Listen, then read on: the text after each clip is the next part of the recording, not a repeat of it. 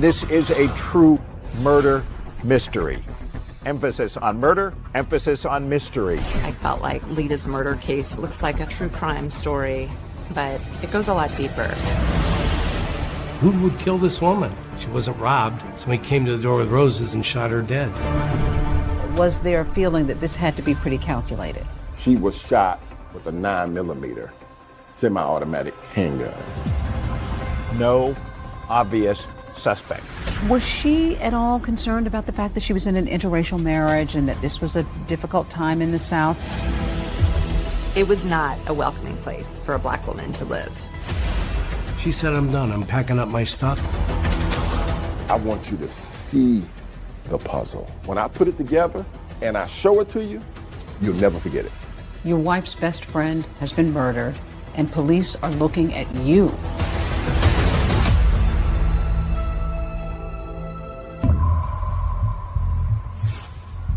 It's a chilly, drizzly winter Atlanta morning, and 35-year-old Lita McClinton is suddenly awakened. It's around 8:15 in the morning, and she heard the doorbell ring. And she tightens up her rope and goes downstairs to open the door. And I think she was probably not going to open it, but she looked through the keyhole and saw that the person had a box of flowers. There was a man standing at the door, holding a long white box of long stem roses that had a big, thick pink ribbon around it. So she receives the flowers, thinking that this is a delivery. She was really excited. She thought that it was a gift from one of her friends. In a sea of red brick townhouses, Lita's white one stands out. Her best friend Poppy and 3-year-old daughter have spent the night, and they are still in bed upstairs, just waking up. Poppy hears her say, "Good morning," to the man at the door. The flower delivery man produces a handgun. He fires a shot. She actually put the box of roses in front of her face. The second shot went right through the center of her head, and she fell with a large thud. Lita's friend Poppy was upstairs with her toddler. Right away, she grabbed her daughter and hid her into a closet and said, "You gotta be quiet as a mouse." She didn't know if the gunman was gonna come for her. Lita's neighbor hears the shots, then sees the guy running like a bat out of hell, just booking it out of the complex, and he calls 911. The first police officer is only a few blocks away, and he gets the call and said, "Been shot." Lita's mother called her husband. When they went to the hospital, they were put in a separate... Intentions, not murder. So when the shooting happened right here, neighbors were shocked and on edge. Sullivan was found in the doorway of her townhouse, shot twice in the head. It's pretty surprising that in this area, those kinds of things probably wouldn't happen. How did you learn that Lita had been killed? I ran to the TV because I heard Sullivan on Slayton Drive. Police say a box of roses was found near her body. The gunman apparently posed as a delivery man. And I said, "Oh my God, that's Lita." Detectives on the scene found a bullet fragment, 2 shell casings, and the box of roses. 2 gunshots from a 9mm penetrated the box. The weapon was never found. To this day, it's never been found. In this case, you had just a minor amount of evidence. At the time, it was the top story on the news, and law enforcement officers felt a great deal of pressure in order to bring Lita's killer to justice. For years, Lita's case was cold, buried underneath the weight of unanswered questions and fading memories. I'm Deb Miller-Landau, and I just wrote a book called A Devil Went Down to Georgia about the murder of Lita McClinton Sullivan. I covered the story for Atlanta Magazine back in 2004. And the more people I talked to, the more that I researched, the more I felt like I began to know Lita. So talking about the day that she died feels personal. The case was also personal to Clint Rucker, the prosecutor. When I came to Atlanta to meet up with him, I learned that one of his passions is puzzles, working from the outside in, which also translates to solving homicides. Where do you begin? How do you start to connect? When I'm putting together a puzzle, not only in real life, but also a murder case, I make an assessment about what it is I'm working with. I start to identify pieces of the puzzle that are foundational. Lita's murder case looks like a true crime story, but it goes a lot deeper. It's a story about love and loss and greed. Lita had been reared in Atlanta's Black elite. You know, on the surface, she was living an Atlanta dream. A prosperous upbringing. A very prosperous upbringing. The expectations for her life were pretty high. Black women have had to be exceptional in order to be seen. And that was the case then, and I think it's still the case now. One thing seems certain, a murder of this kind is personal. Was there a feeling that this had to be pretty calculated? Police knew almost immediately Lita Sullivan was the intended victim. Who would kill this woman? She wasn't robbed. Somebody came to the door with roses and shot her dead.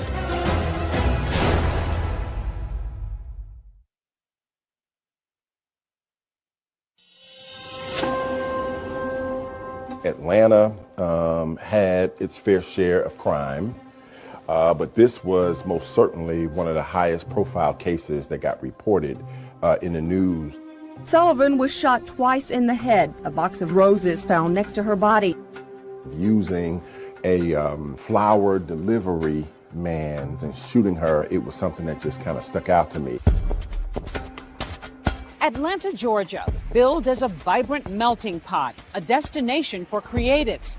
But if you grew up in Georgia in the 1970s, as I did, you know this was a very different place then. One still emerging from the dark shadows of segregation and racial tensions. What was 1970s Atlanta like when she was sort of coming along? We've got African Americans that are kind of ascending into really prominent positions. Lita also is ascending because her parents are part of this movement. Lita's parents, Emory and Joanne McClinton, were both power players, movers and shakers in Atlanta. Emory McClinton was on the State Board of Transportation. Joanne McClinton was a member of the Georgia legislature. Joanne will tell you stories about being in really interpersonal meetings with Dr. King.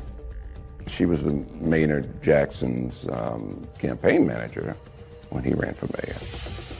I think the McClintons had high expectations for who Lita would become. Lita Sullivan was a true daughter of Atlanta.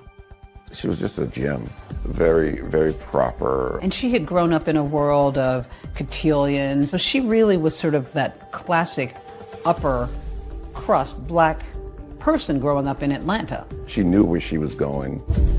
She had a great sense of style. And absolutely charming. After high school, she went on to Spelman College. Her parents sort of hoped that she would enter the political arena like they were, but she was very much into fashion. She was working at a boutique at Lenox Square, and in walks this guy who had unruly curls and weird glasses and just immediately saw Lita and was taken with her. Fresh out of college, 24-year-old Lita is smitten with James, Jim Sullivan. He's a bit older, 35, and he's also white. He showered her with gifts. He just completely showered her with attention. He comes in, he dazzles her. What did you learn about him? I learned that what he saw was a fantasy in Lita. I think he looked at her as a young, very attractive, very smart, African-American female. Another big difference between them is class. Lita has been raised in Atlanta's high society and Jim on Boston's gritty South Side. He grew up in a very middle to lower middle class environment. He went to Holy Cross College, got a bachelor's degree in economics. He always wanted more for himself. He always wanted to be a rich person, but it didn't seem like that was in the cards. He was an accountant. He was working hard, but he really wasn't getting ahead. But life is about to change for Jim Sullivan when he inherits a thriving liquor distributorship from his uncle, worth millions of dollars. Crown Beverages was worth around $3.2 million. Jim had become a wealthy man. So when the McClintons met Jim for the first time, they were like, who is this guy? He had this kind of manner that was very uncouth and brash, and they were sort of mystified about what their daughter saw in him. I mean, I think the only thing they had in common was that he was Catholic and they were Catholic as well. But everything else was complete polar opposites. Another concern, of course, was race. Remember, this is the 70s. Even though the country is watching color barriers slipping away on the hit show The Jeffersons, with Primetime's first interracial couple. Your parents have never gotten over the fact that I'm white. That's because you never got over being white. At that time, this was unusual. Georgia's anti-miscegenation laws that forbade blacks and whites to marry had only been repealed 10 years earlier. Still, despite their obvious differences, Jim Sullivan pops the question to Lita. So the McClintons were like, you cannot marry this man. They felt like Lita was really making a mistake and was kind of caught up in the exuberance of this relationship. Despite her parents' strong objections, Lita and Jim are engaged. But on the eve of her wedding, Jim drops a bomb. He tells Lita that he has been married before and that he has 4 children. Lita was shocked. And then, the very same night, Jim Sullivan blindsides his bride-to-be again. He whips out a piece of paper and he says, can you sign this? And then she looks down and sees that he's drawn up a prenuptial agreement. And she's like, what is this? Apparently determined to protect his newfound wealth, Sullivan surprises Lita with a prenup, which says that in the event of a divorce, she would walk away with virtually nothing. She's reluctant, but the cake is ordered, the flowers are ready, so Lita signs the agreement and ties the knot anyway. Lita got married in 1976. It was a small ceremony in Macon, Georgia. Joanne McClinton would later describe that as the worst day of her life. The newlyweds settle some 80 miles south of Atlanta near Jim's business in Macon. It's a world away from Atlanta. But Lita agrees to give up her current job and her income and become full-time Mrs. Jim Sullivan. They bought a house in Shirley Hills, a very affluent, very white part of Macon. Joanne and Emery McClinton feared for their daughter. Being part of an interracial couple in Macon, Georgia in the 1970s would have been extraordinarily challenging. The neighbors were like, you have the gall to bring a black wife to Shirley Hills. People threw garbage on their doorstep. The out-and-out racism had to be tough for Lita. But she moves forward and makes some new connections and friends, including Yvette Miller. When Lita and Yvette occasionally go out to eat, she notices something a bit curious. We'd go out to lunch at a nice restaurant, and she couldn't pay the bill. And I would end up picking up the check. And they were a wealthy couple. They were very wealthy. Then one Christmas season, a card arrives in the mail addressed to Jim. Lita opens it, and what she discovers will make her question everything.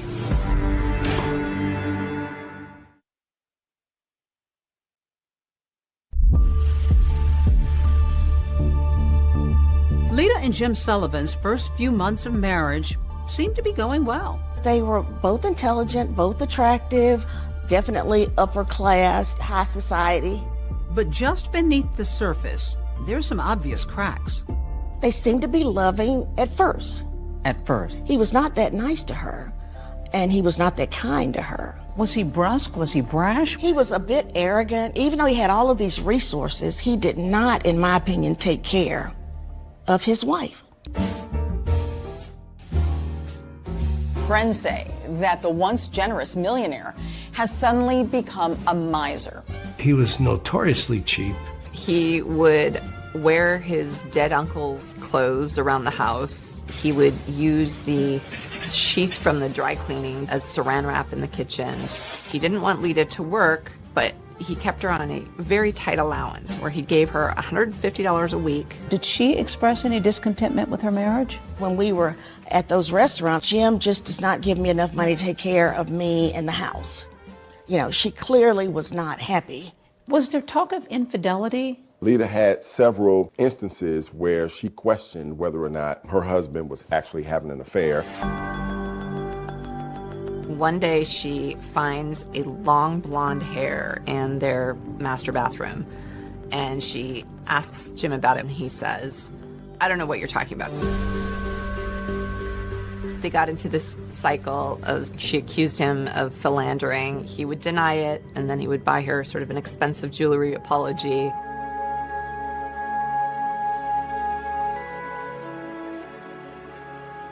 Then, during the holidays one year, Lita makes another stunning discovery. A Christmas card came addressed to Jim. She opened it. A woman wrote in something like, "Missing your kisses."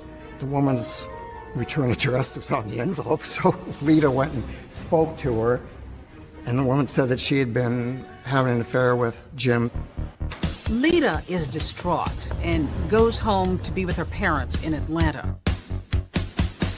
But her husband manages to lure her back, increasing her weekly allowance in a now post-nuptial agreement. Now it's $300 instead of $150 a week, but it still shows that all of their assets belong to Jim. That's right, the successful business, Lita's Mercedes, multiple properties, even her jewelry, still belong to her husband in the event of a divorce. But in an attempt at reconciliation, Lita signs the postnup. Just a few months after Lita signs that agreement, without Lita knowing, Sullivan decides to sell Crown Beverages for $5 million. And that's not all. He tells her they're moving to Palm Beach, Florida. Lita was in shock. She had any clue that he was going to whistle her down to Palm Beach.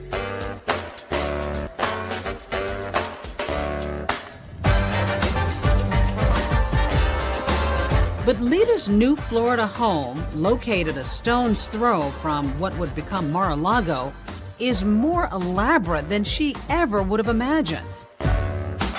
Called Casa Alita, it's a 17,000 square foot mansion with 8 oceanfront bedrooms. It was just unbelievable. When you went to Jim's home, you go through this tunnel and you would be at the beach. It's your own private beach. But for Lita, everything that glitters isn't exactly gold. James Sullivan very much wanted to integrate himself into the upper echelons of society, and his aspirations did not include Lita's participation. It was not a welcoming place for a black woman to live. And when he found out that to sort of scale the level of social plateau he was looking at in Palm Beach, having a black wife was a serious impediment to that. She was left out of some affairs, and she really became upset. So even though they had money, this is a moneyed crowd, didn't really matter though. He was barely rich compared to Palm Beach. Did he want to be in that crowd? Oh yes, he wanted to, be accepted as one of the rich and famous. It doesn't take long before Jim starts to flirt with other women. And it's at a cocktail party that one particularly elegant Palm Beach woman catches Sullivan's eye. Jim sees Suki Rogers, who is a Korean-born socialite. She was telegenic. She had a spicy personality. I think a man like Jim Sullivan could not help but be intrigued by this beautiful woman. They started dating. He's still married to Lita. By now, the Sullivans have been married nearly 10 years, but things are about to explode. Lita finds women's lingerie in their master bed. It's the bra that broke the camel's back. She said, I'm done. I'm packing up my stuff, and I'm going back home. Lita arrives back in Atlanta. The very next day, she files for divorce from Jim. But Sullivan fights Lita every step of the way, and the divorce drags on. Did she seem concerned, worried, nervous about her breakup? What I detected was she was excited and she was cutting the cord and leaving Jim alone. She wanted her life back.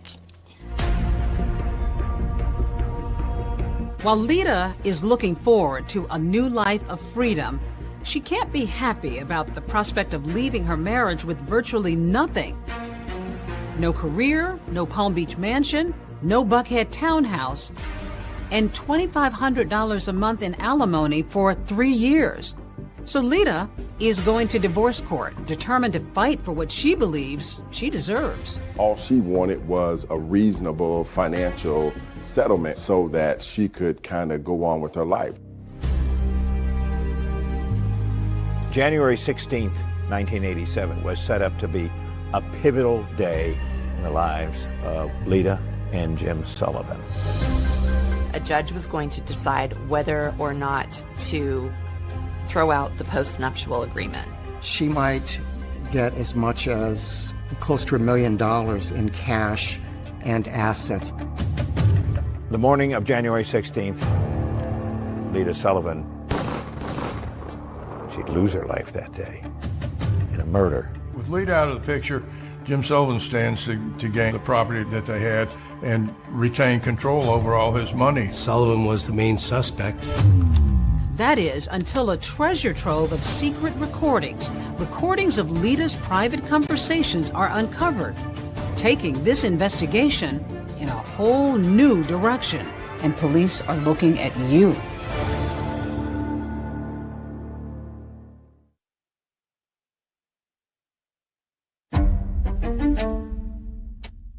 You know, you make a big circle and you put everybody in it that's close to Lita. Everybody's a suspect. But the first one would be the husband.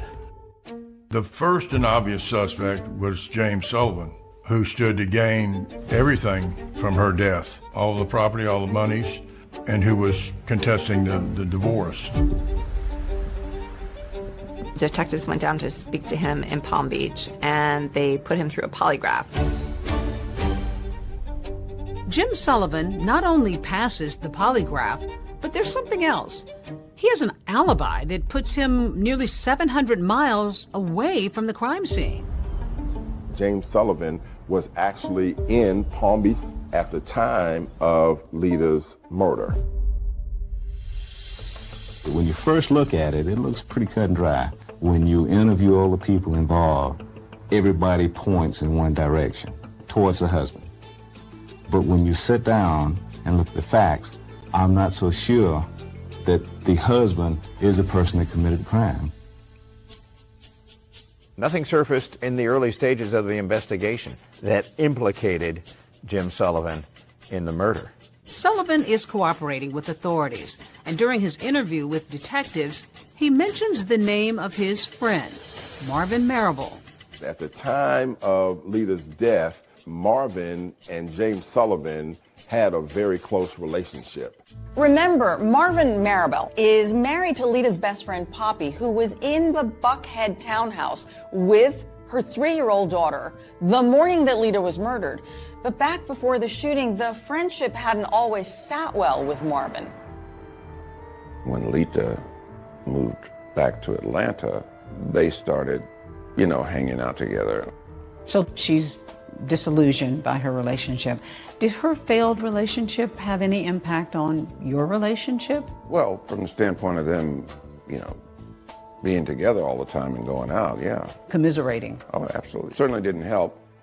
You know, and I can understand her being there for her friend, but, you know, sometimes you can go overboard, which is what happened in our relationship. Marable, a former New York State trooper turned entrepreneur, says Lita would often spend hours at his home with Poppy. And it was during this time, he says, coincidentally or not, that his own marriage began to unravel. I found a letter where Poppy was planning to file for divorce. So she was planning to file for divorce without your knowledge? Oh, yeah. That had to be a shocker. It was.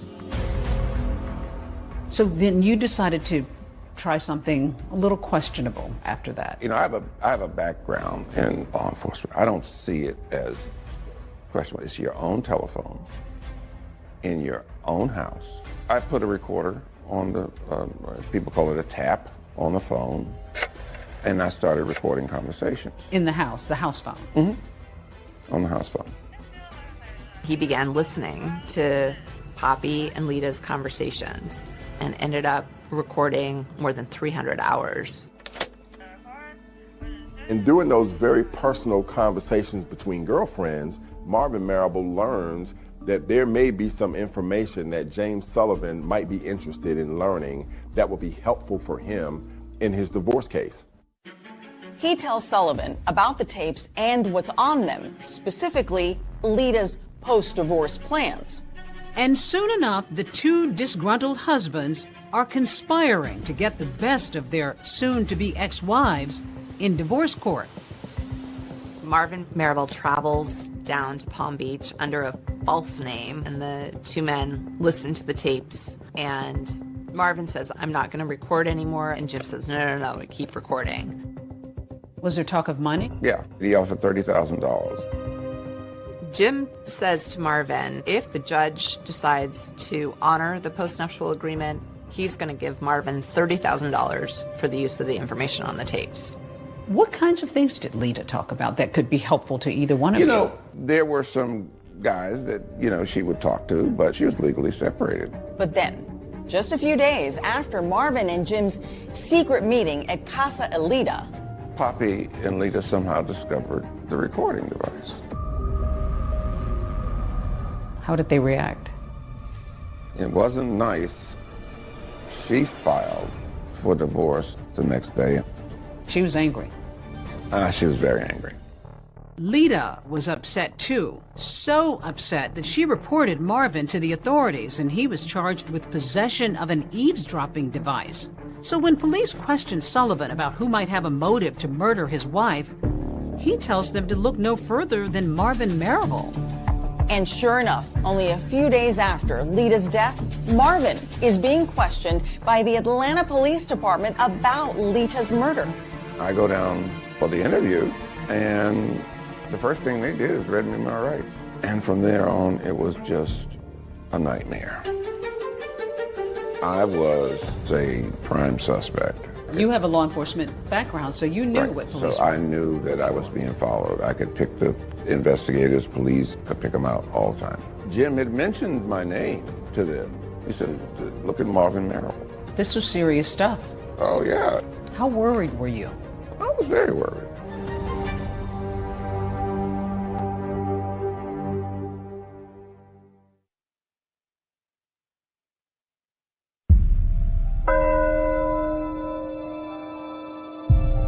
Joanne and Emery McClinton were beyond devastated.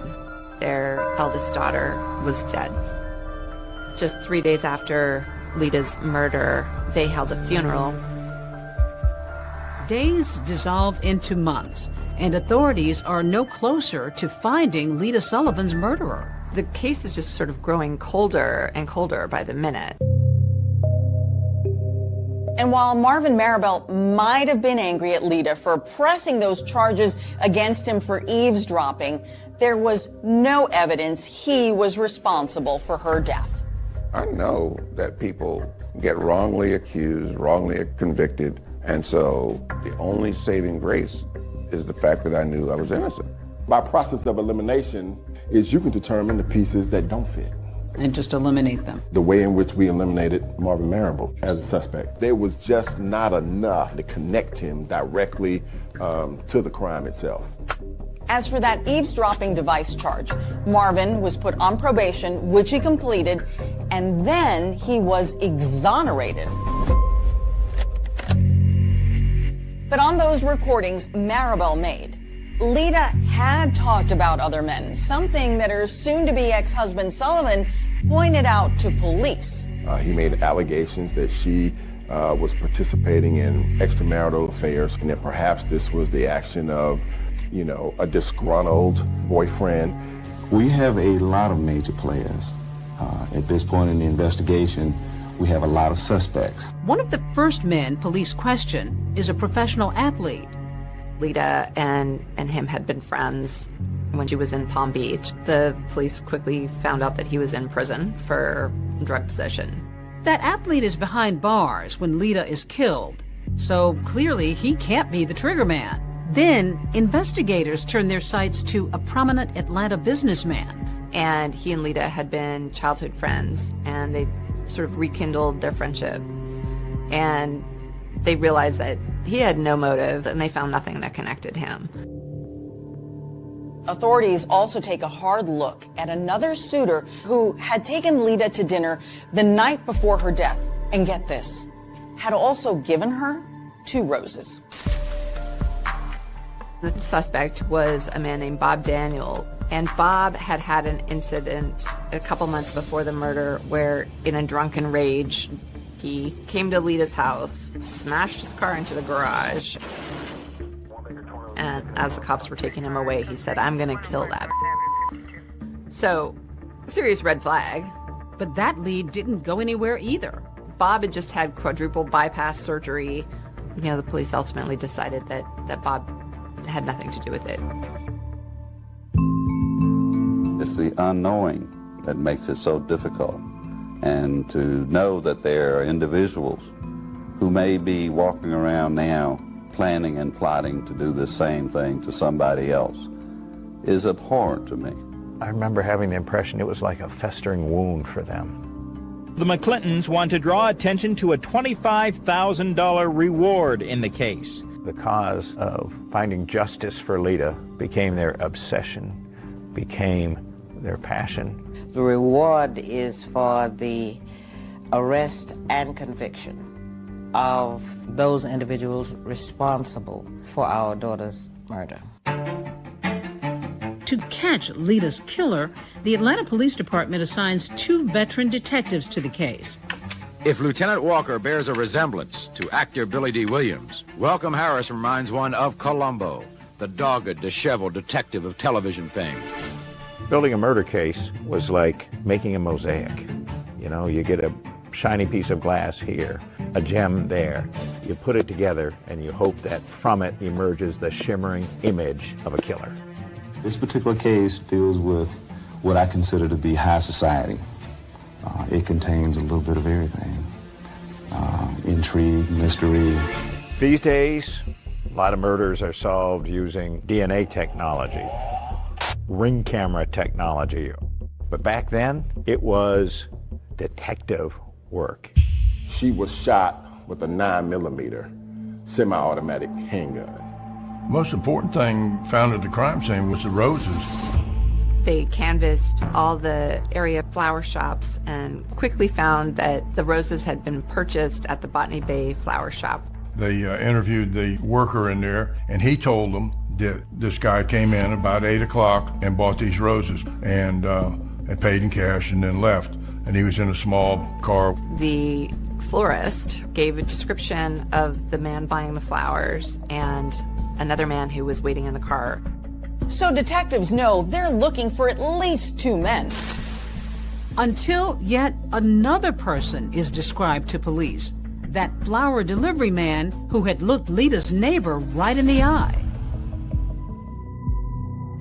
There was a next-door neighbor of Lita's, lived over on the right side of her condo. He lived there. His name was Bob Christensen. He actually gave a description of the flower delivery man as a Caucasian, middle-aged man. They went down to the police station and worked with a police artist and got sketches. As the sketches were being completed, the officers were realizing, obviously, that the shooter was not Jim Sullivan, and that the other individuals were all three distinct individuals. They didn't look anything like each other, so therefore we knew three people were involved. For investigators, this has all the earmarks of only one thing: murder for hire. All the evidence pointed to a hitman showing up at the front door, posing as a flower delivery man, and firing a gunshot into Lita's head. With investigators now exploring the possibility that Lita was murdered by a hired gunman, another critical piece of evidence comes to light: a mysterious phone call. And what they found was that on the same day that Lita was murdered, about an hour after the actual shooting, there was a collect phone call that was placed from a payphone right outside of Atlanta, Georgia.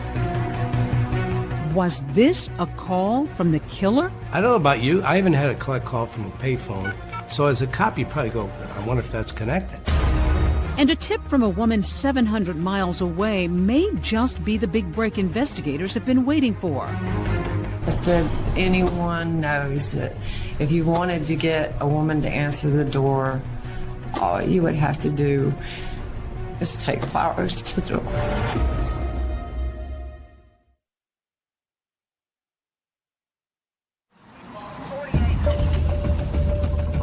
This was a huge puzzle of a case. A hitman showing up at the front door, posing as a flower delivery man, firing a gunshot into Lita's head. How did your puzzle-solving skills come into play? You figure out what fits and what doesn't fit. I want everyone listening to this to know that I am absolutely innocent. The loss of a daughter. They still don't have the murder weapon. But they do have witnesses. Do you know anybody that possibly take care of my problem for me? Because I need some help here. Anyone knows that if you wanted to get a woman to answer the door, all you would have to do is take flowers to the door. She suggested the flowers. She suggested the flowers. You actually brought in a doorbell. Why? To have that sense of what Lita Sullivan experienced right before her murder. She's about to meet her maker.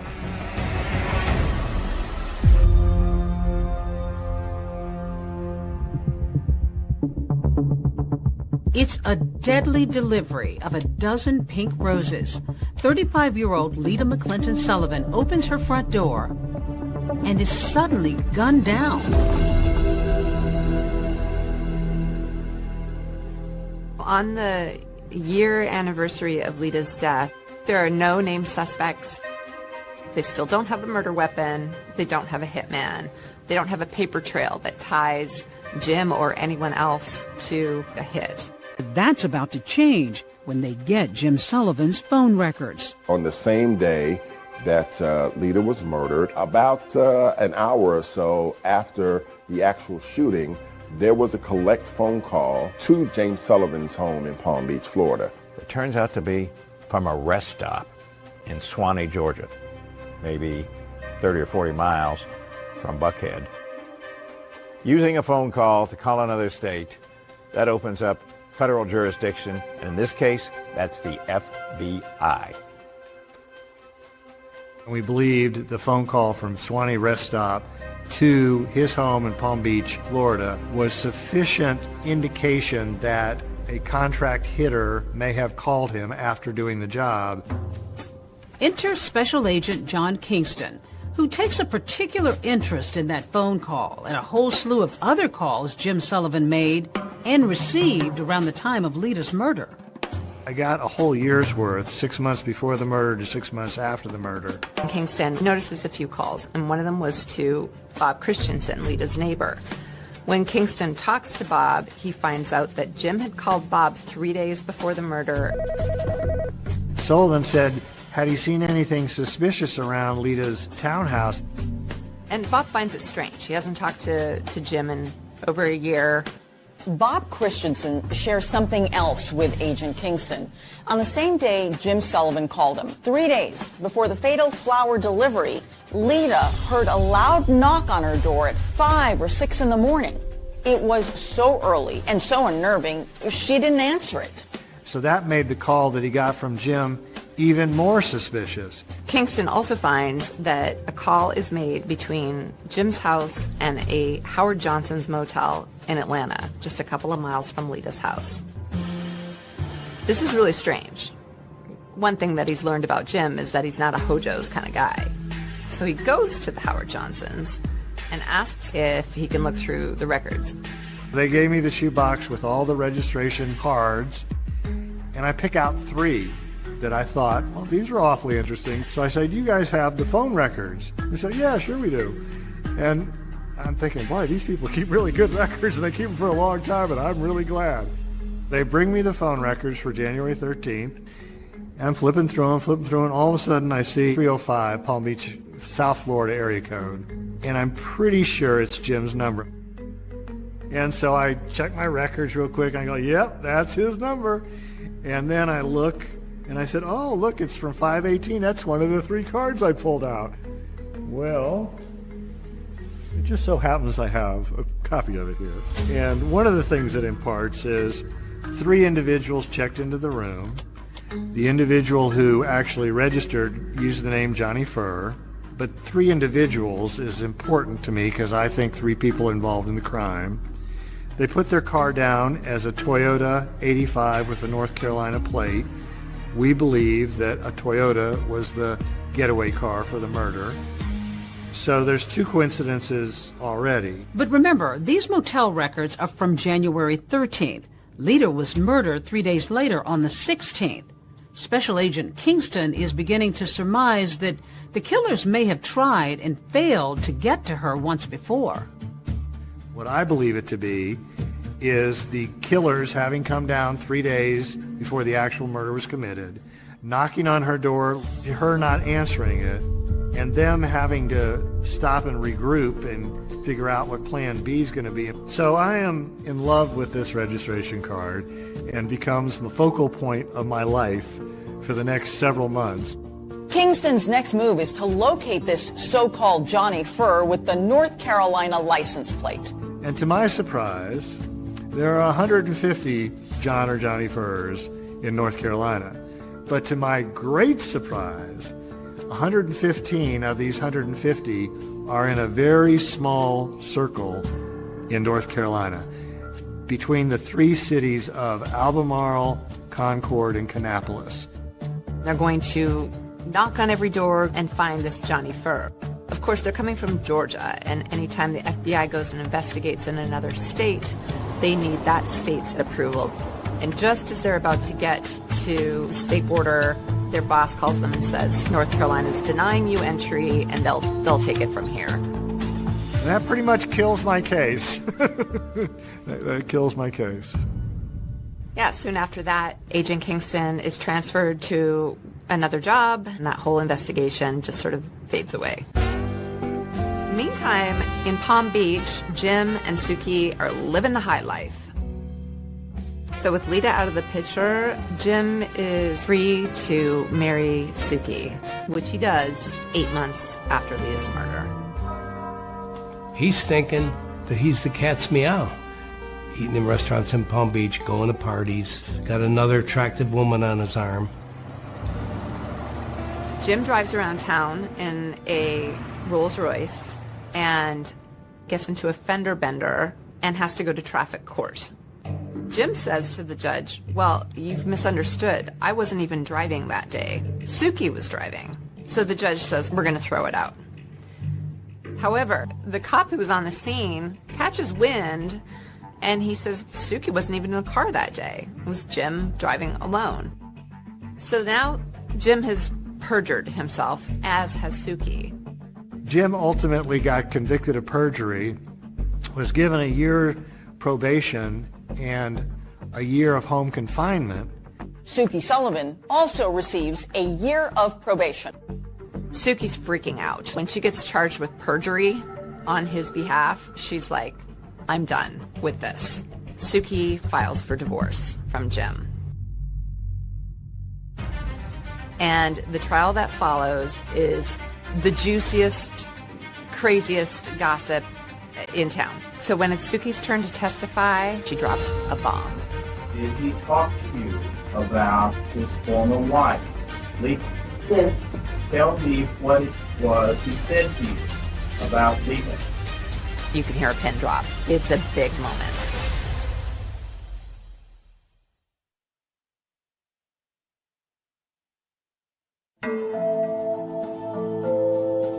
After 33 months of marriage, Suki files for divorce from Jim.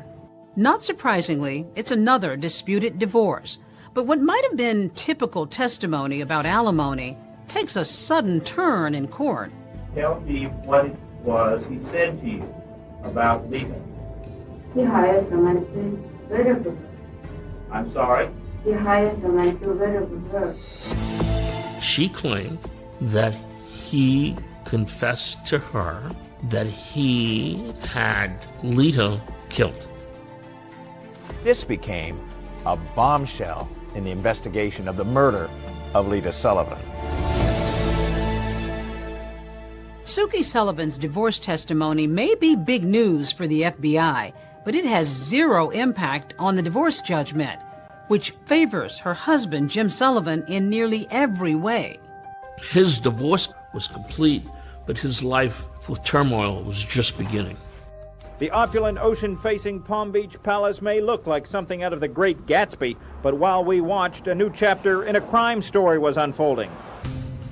We develop information here at WSB. There's going to be a raid on Jim Sullivan's Palm Beach mansion, and that is the biggest break in the Lita Sullivan case since the murder itself.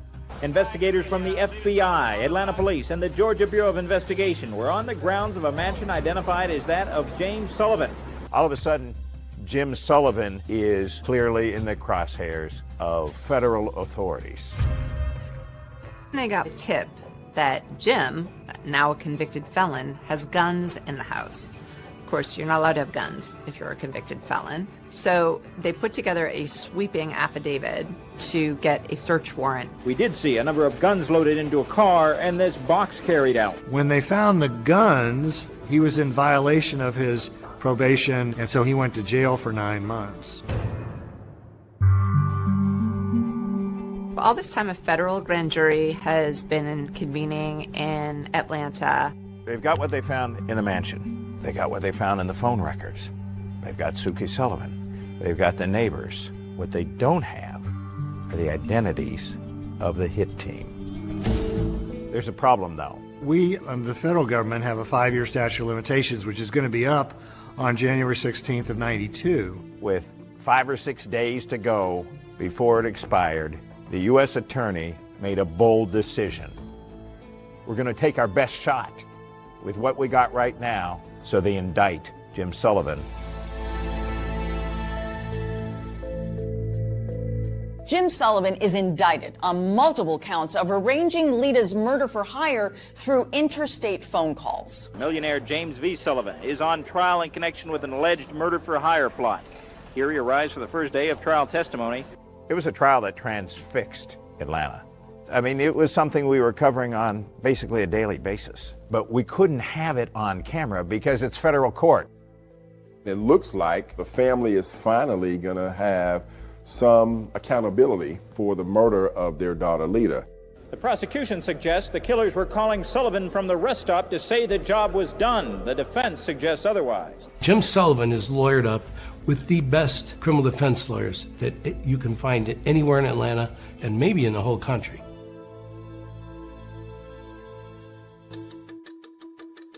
There is no evidence at this point in this case who placed that call or whether that call was placed by anyone connected with the crime. The prosecutor spent 2 weeks telling their side of the story.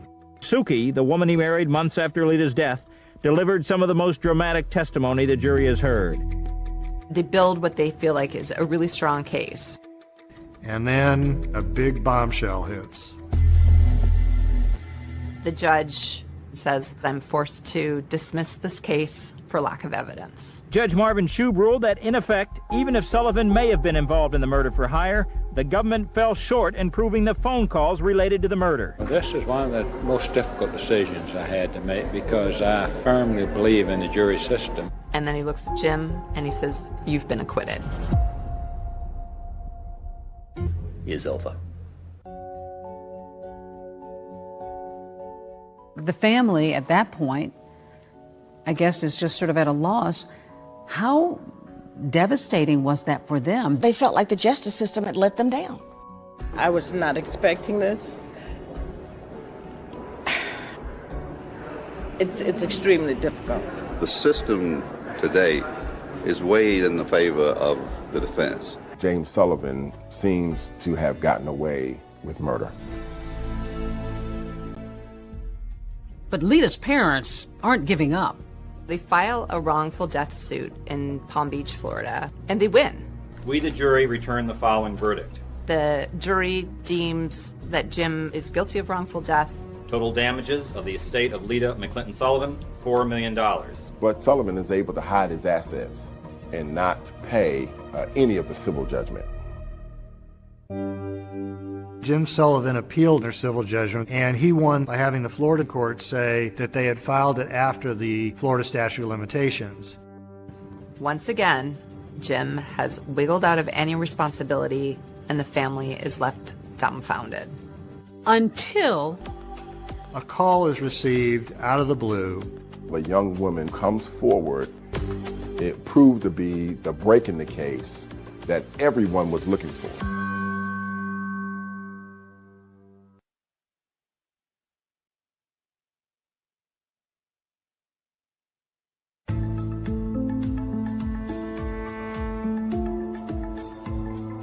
"11 years have gone by since Lita Sullivan was gunned down on her doorstep when a tip comes in from a town 700 miles away.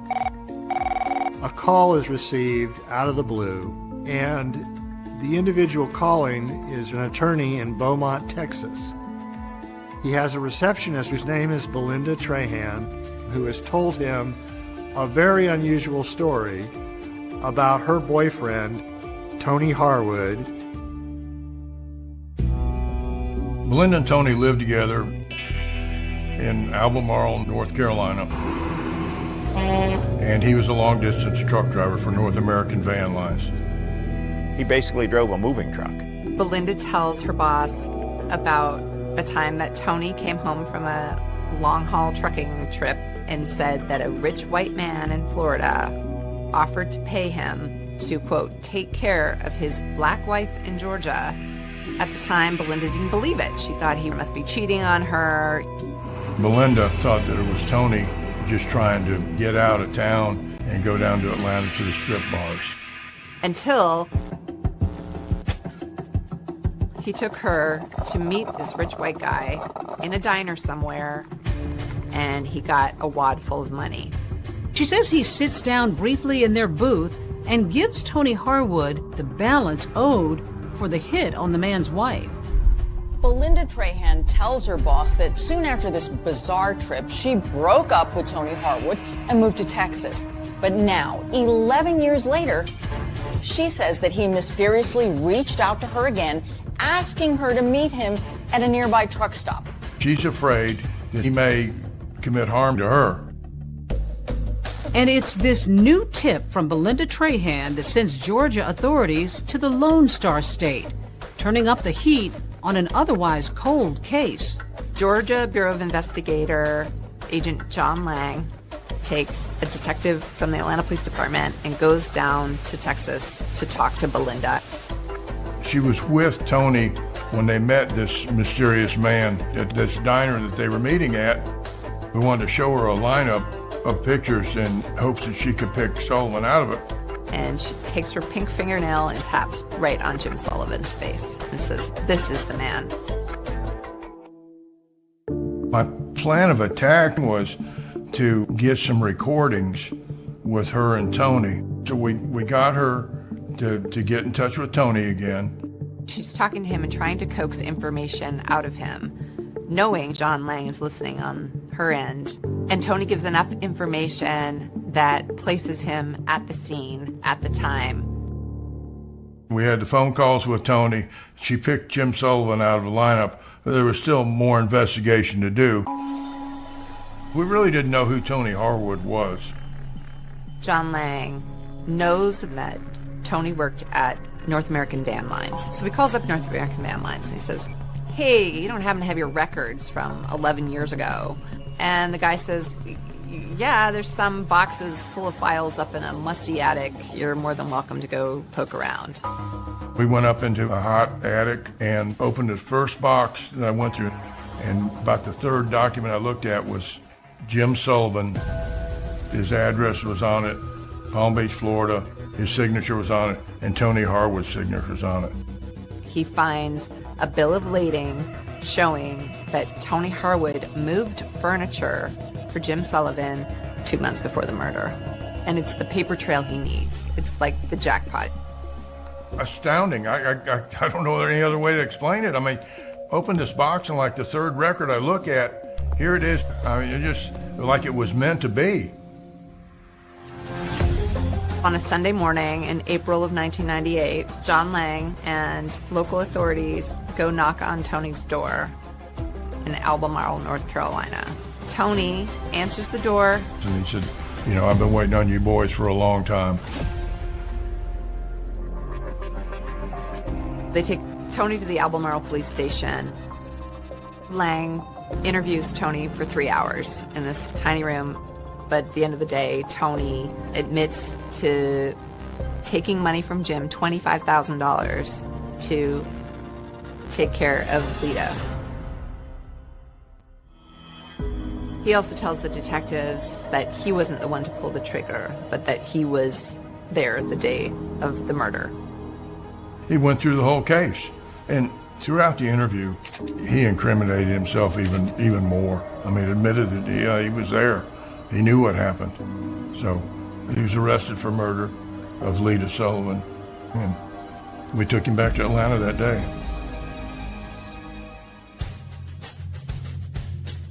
After Tony's arrest, things moved pretty quickly. We are here today to announce the issuance of a warrant for the arrest of James V. Sullivan. They got enough to get Sullivan. And now, boom, Sullivan hears of this and blows. He takes off.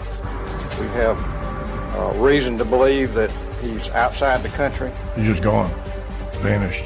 Investigators say he could be anywhere. He is nowhere to be found.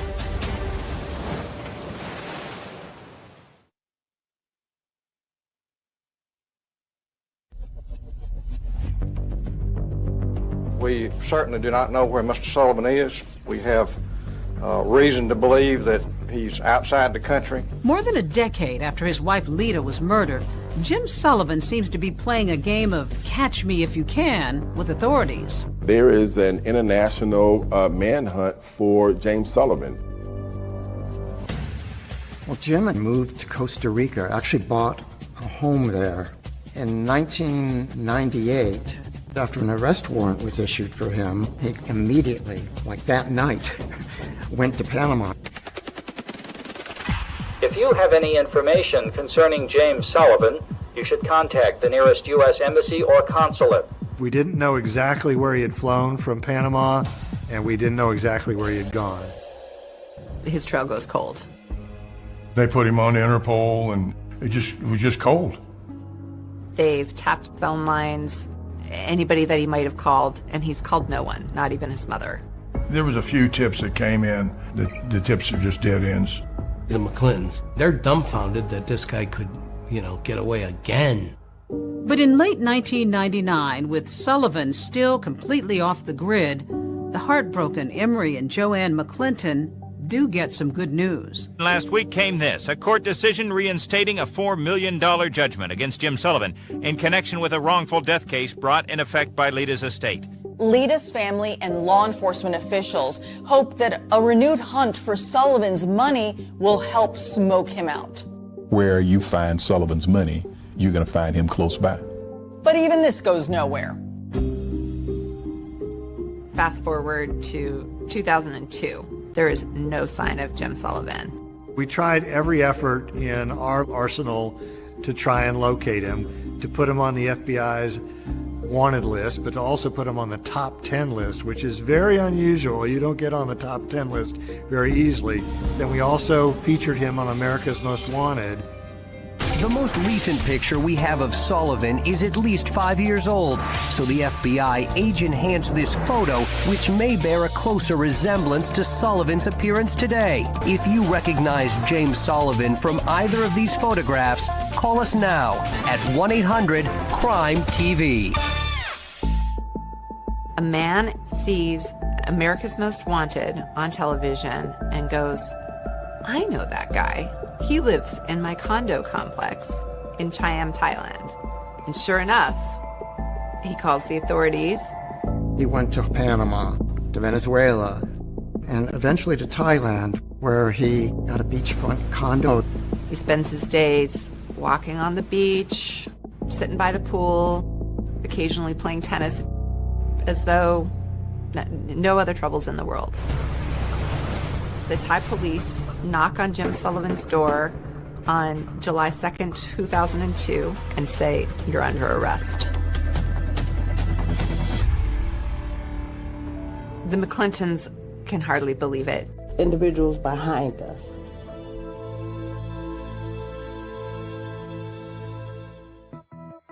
Almost as soon as Jim Sullivan is arrested for murder, Tony Harwood, who has continued to deny being the trigger man, agrees to a plea deal. Tony kind of sees the writing on the wall.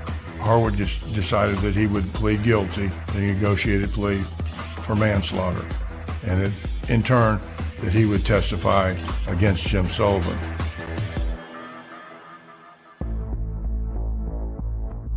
It took 2 years, but he finally was extradited back to Atlanta in 2004. He got off the plane. He was wearing a single shoe because he had such terrible gout in his foot. But he gets off and gets taken to Fulton County Jail. And there's this sort of cumulative sigh of relief. To be clear, Sullivan being tried for murder in Georgia is not double jeopardy. For one thing, it is a state case, and the previous one was a federal case, and that specifically was for arranging Lita's murder for hire over the phone. The elected district attorney appoints me along with a couple of other lawyers to prosecute the case. This was a huge puzzle of a case. Right. How did your puzzle-solving skills come into play? There's no cutting corners, and you spread the pieces out, and then you figure out what fits and what doesn't fit. And that's kind of what the prosecution of James Sullivan was like. It was putting together all these different pieces so that we could make sure that the prosecution of the case was done accurately and with integrity. What concerned you going into this trial? He was rich. He was a white male. He had escaped the federal authorities before, and he had two of the best criminal defense attorneys representing him. They are sharp, and if they can find a way out, they're going to find a way out. There will not be one shred of physical evidence that links Jim Sullivan to this crime. Jim has eluded justice so many times that there's a real palpable fear that he's going to get away with it, that he's going to elude justice again.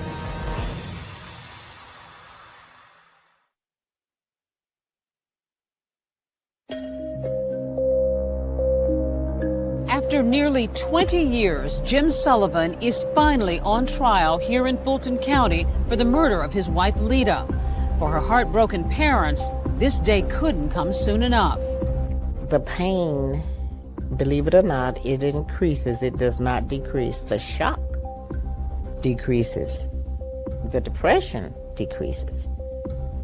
But the pain continues. It was an A-team of prosecutors, great courtroom performers. Clint Rucker was the lead prosecutor, and Anna Green, Kelly Hill, Sheila Ross. And the evidence will show that the person who sent that hitman to Lita's door is the only person in the world who could have profited from her death. It is the only person in the world who met Tony Harwood and paid him off for killing her. And is the only person in the world who fled halfway around the world to avoid facing you. Jury was 9 women and 3 men. The jury is also racially mixed. Jim Sullivan had Ed Garland and Don Samuel, again, the people who won that big courtroom victory against the feds. What the state relies on is 2 types of evidence. Circumstantial evidence, and then the testimony of con men. The state initially started out the nature of the crime and what happened that morning. I heard 2 sounds. They sounded to me like steel hitting steel. I just didn't want to believe that it was a gun. And so I hesitated for a second, and then I really knew that it was a gun. She was able to squeeze my hand each time I spoke with her, like she understood what I was saying. And for many, many years after this, I thought that's all it was. And then one day I realized that she was comforting me more than I was comforting her. That was the sort of lady I felt she was. They had the phone calls that the FBI had found. There was a call from this room to Mr. Sullivan's home at 7:44 in the morning. But all this testimony notwithstanding, it's Belinda Trahan and Tony Harwood who everybody wants to hear from. Belinda Trahan was the most important witness in the case. He told me that some white guy who wanted to take out his black wife. I didn't believe it. Why not? I've been with him for 3 years, over 3 years. I mean, I figured he met someone because we were on the outs. Most chilling about Belinda's testimony is that she confirms that there was at least one failed attempt on Lita's life. She testifies that when Tony had gone to Lita's house on January 13th, that she didn't come to the door. They drove back to North Carolina and told Belinda that, it didn't work. But Belinda testifies that hearing that from her boyfriend left her incredulous. I said, just don't even lie to me. I said, because anyone knows that if you wanted to get a woman to answer the door, all you would have to do is take flowers to the door. Did you in any way mean for that to be a suggestion as to how to get the job accomplished? No, not at all. Here's Belinda Trahan, and she is falling on the sword about what she did. She suggested the flowers. She suggested the flowers, and she admitted that on the stand. You brought in the diner booth where they sat. Why couldn't you just tell the jury and show pictures? I want you to see the puzzle once it's all put together. Yeah, I can show you the box. I can show you a photograph of it. But when I put it together and I show it to you, you'll never forget it. Pushed the paper across the table like this, and then Tony put his hand on it and took it from there. And there was a particular moment when she is asked to stand up in court and identified the person she witnessed give Tony Harwood an envelope full of money. Please, point him out. It's right there. He can't even make eye contact. Your Honor, may the record reflect the witness has identified the defendant, James Sullivan.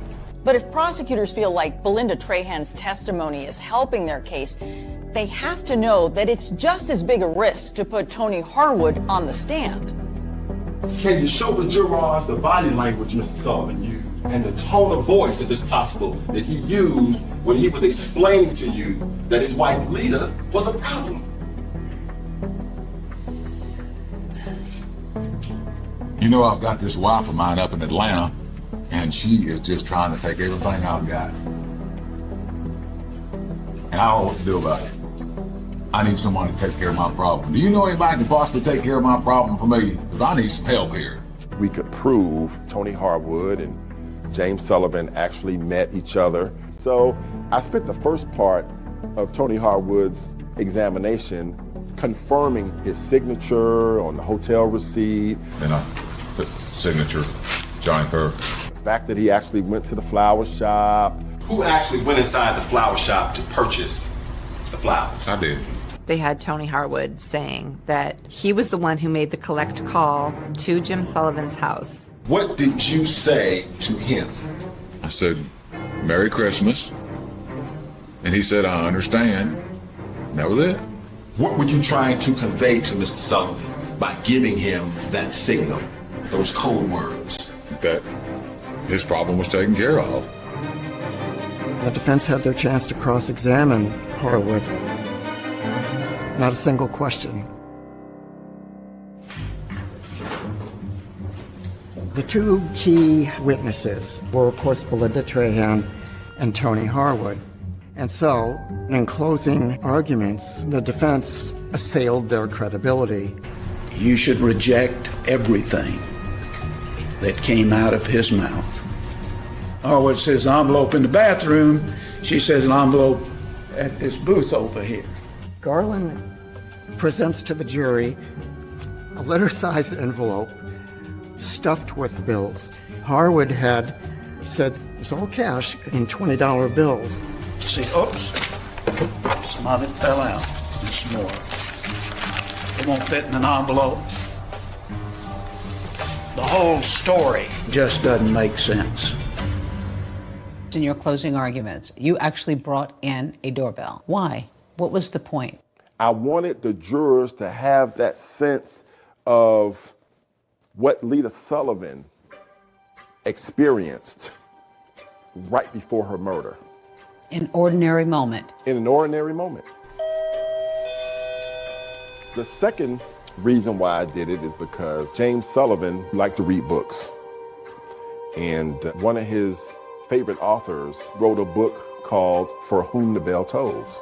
I'm going to ask you through your verdict of guilty to each and every count to tell James Vincent Sullivan for whom the bell tolls. Tell him that it tolls for thee.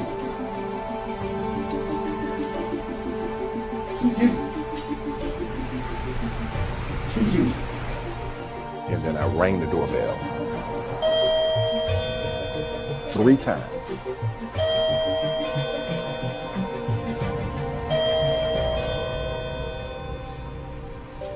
As the jury goes out to deliberate, I think there's a real fear. Are they going to do it this time, or is it going to be like every other time? I do not see this as a slam dunk for the state. There's this anxiety. You're worried, but you're hopeful. I don't care who you talk to that does this kind of work as a litigator. They will tell you, oh, I can look at the jurors and I probably can tell you what they're going to do. No, you don't. You don't.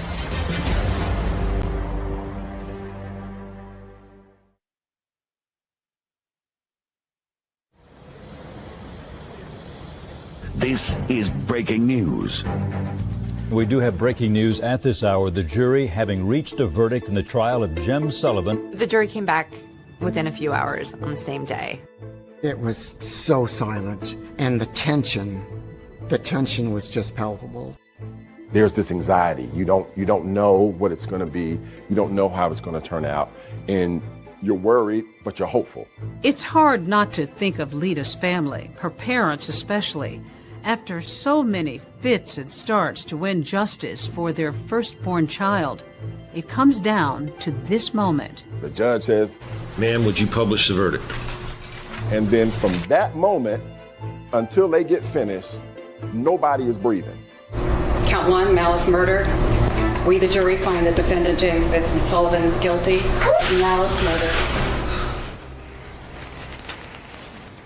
I got a chance to hug Emory McClinton. I had never been hugged so tight before. This was his baby. And we had finally, after 19 years, brought that man a sense of satisfaction. I'll never forget it.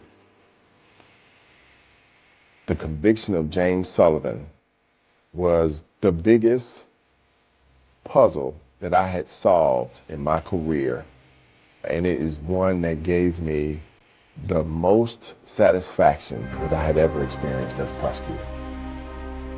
The court hears victim impact statements. What a loss it was to have Lita gone from their lives. I dream of Lita often. She is smiling and walking in my direction, and I in hers. But we never reach each other. The jury came back and gave him life in prison without the possibility of parole. I am so very pleased, and I'm happy. What we were waiting for was something in our judicial system, something to happen and to bring it all together, and that's what you see today. Why did it take 20 years, do you think? It goes back to the resources. He had privilege? White privilege, completely. He knew how to manipulate people, and he had the resources to do that. You've got a black victim, you've got a white defendant. Did race hover in this courtroom over this case at all? I think in our criminal justice system, unfortunately, race always permeates throughout a case. But I'm thankful to say the evidence in the case overcame that racial component. They never received any money. Is there money? Where is this money? He's been able to secret his money. For the McClintons, seeing him rot in a prison in South Georgia brings them a whole lot more satisfaction. This is a woman who you never met, I've never met, most of the people involved in this case never met her, and yet her life really made an... Kept stabbing and stabbing. I remember trying to defend myself like this with my hands, and that's where I got the cuts on my hands. Jason was confronted by the assailant. Someone came into their apartment, had assaulted him and his roommate. Because she was stabbed so many times, you think, this is personal. This is someone who wanted her dead. When you go into her apartment, what is the scene like? You could tell that there was a struggle in there. She fought hard. Jana went door to door trying to get assistance. At one point, I was praying. It wasn't her. They had made a mistake. Now revisiting the scene of a nightmare. He pushed me back this way, and I fell on the bed like this. I took off and I ran as fast as I could this way. Did it trouble you that he ran away from the scene to get help instead of trying somehow to help her? Scared, he wants to get away. So he ran from here over this way to the convenience store. I didn't have anything to do with this. I had something to hide. Why would I take this test?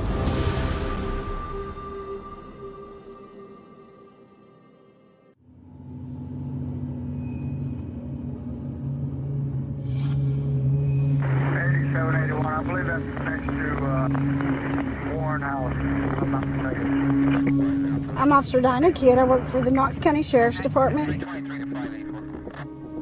It was around 4:15 a.m. on the night of December 6th. It was real windy that night. We didn't have a lot of calls coming in. We felt like we were wrapping up our night because it was only a couple more hours till we'd get off. 8791. And then we get the dispatch call that says there's a young man that had ran to the Weigels. 1080 with the victim just occurred at Weigels, 328 North Cedar Bluff. Stand by for update. It's early morning in December when the clerk inside this convenience store gets a startling visitor. A young man who's bloody, pleading for help. He's barefoot and appears to have been seriously injured. Knox County 911. Yes, with the Weigels number at Cedar Bluff Road. There's a man that just walked in the store. He's heavily bloodied. Looks like he's been in a fight. A gentleman had called in from the Weigels on Cedar Bluff and stated that he had been attacked. When he ran up to the Weigels, he had blood all over his clothing as he entered into the gas station. He had a stab wound to his face. He had cuts on his hands. He was stabbed in the chest. So he did have obvious signs of trauma on his body. Does he need an ambulance? Yeah, that's what he said. Okay, can I talk to him, please? Sure, he wants to talk. All right, what's your name? Jason Amami. Jason? Amami. Now what happened? I just felt somebody stab me right in my chest. Somebody stabbed you? In my face. And that's the first thing I did was get up and run. He'd heard some noise. He came outside. He came out into the hallway, and he had seen someone in the hallway, which then came to him and attacked him. He eventually got away from the attacker, and Jason had ran out the door. He had on clothing that he was sleeping in, which was just a pair of shorts. He had left so abruptly that he didn't even take time to get his glasses or his shoes before leaving the apartment. He just ran out as quickly as possible to flee and get help. And while Jason Amami tells the clerk that he was able to get away, shockingly, he says he wasn't alone in that apartment. His roommate's still in there. Apparently somebody broke into his house. Is his roommate okay? He doesn't know. Is he okay? She was screaming very loud. Now, where's your address at? Redora Road. Redora? R-H-O-D-O-R-A. R-H-O? Park Apartment.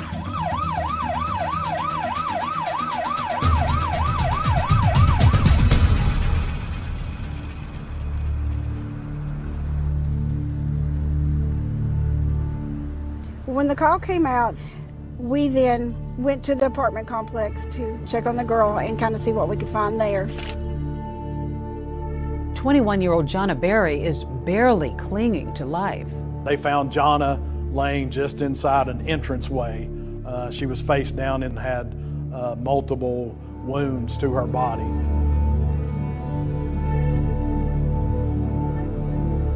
You were one of the first responders here. Yes, ma'am. What do you remember about Jonna Berry? What kind of shape was she in?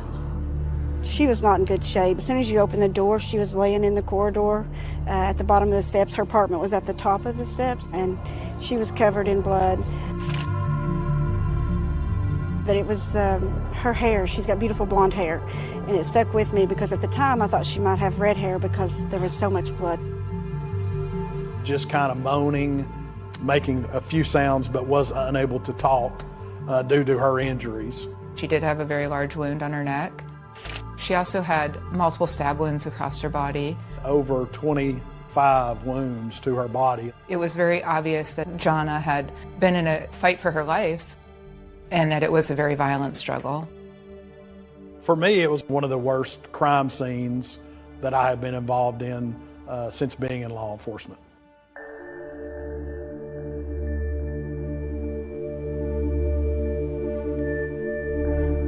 When you go into her apartment, what is the scene like? When we go up the steps and go into the apartment looking for the suspect or anybody else that's injured, the knife was in the floor, and it had blood on it, hair on it, and it was bent. There were 6 units in the apartment building. There was blood on each of the doors within the 6 units. And we could tell from that Jonna was the person who went door to door trying to get assistance. It's 4 o'clock in the morning. It's not the middle of the night, per se. One individual thoughts on ground below that peephole, absolutely heartbreaking. Unfortunately, the call dropped and there was no other activity. Everything we have for Brandon Park Apartment. Once the residence was cleared and we noticed there's no one else injured in the apartment, we go back down the stairs. I go back to her. So I leaned down and was talking to her, asking her if she knew who done this, if she knew where they went. I was just asking her all kinds of questions, try to help us find out who done this and what had happened. She would move around a little bit, but she couldn't answer me. So by this time, I just kind of held her hand and waited on EMS to arrive.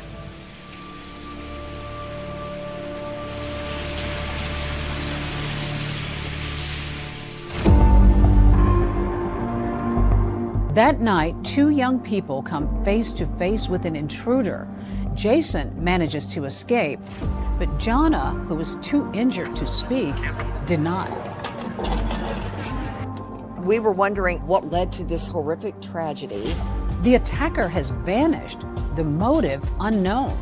Are our children safe? Are we safe? Here, we had no idea who did this.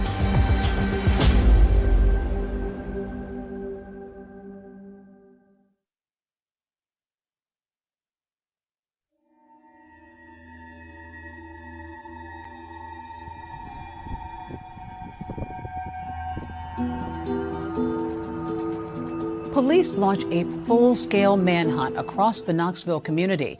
Inside that foyer, Jonna Berry is still alive, brutally wounded, and struggling to hold on. I just held her hand and waited on EMS to arrive.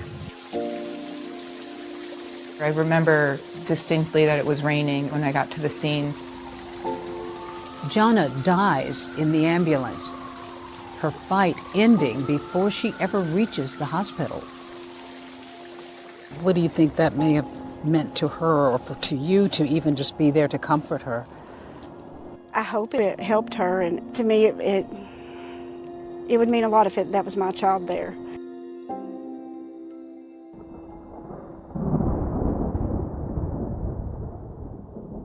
It was 4 a.m. in the morning on December the 6th.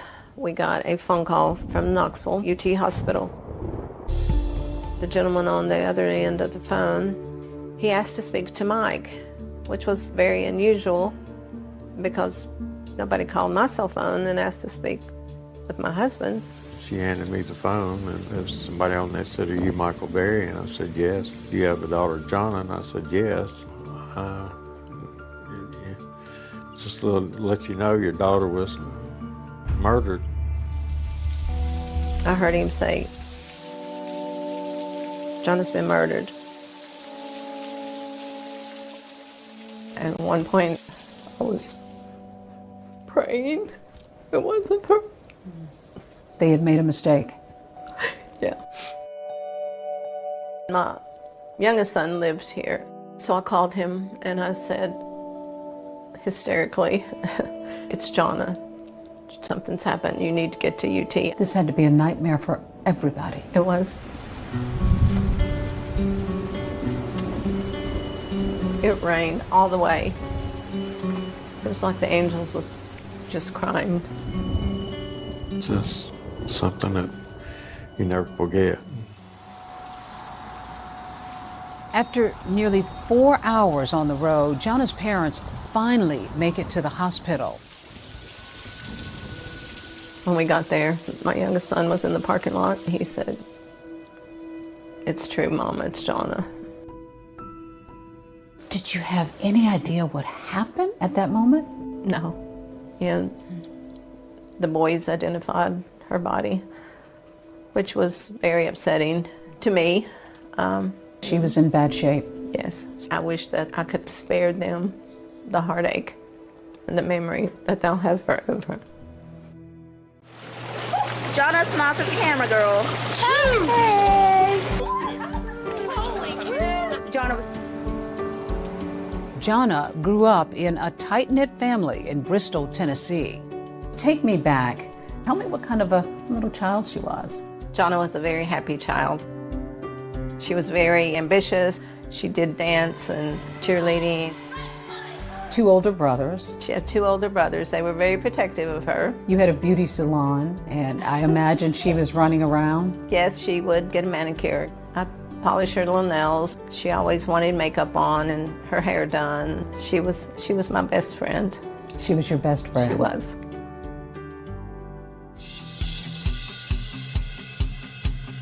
After high school, Jonna heads off to East Tennessee State University, where she gets a degree in child psychology. What was it that she aspired to? What were her aspirations?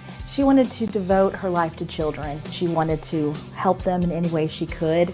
As Jonna grows older, her dreams for her future grow bigger, and she meets her fiancé, Jason White. Jonna got engaged when she was 20. Kind of young. It was young, but she knew what she wanted, and she worked hard to get it. Jonna loves children, and that passion leads her to Knoxville, where she begins working toward a master's degree in child psychology. Most here consider this a safe slice of America, next to the Tennessee River. About 35 miles away, you'll find Dollywood, nestled in the Great Smoky Mountains.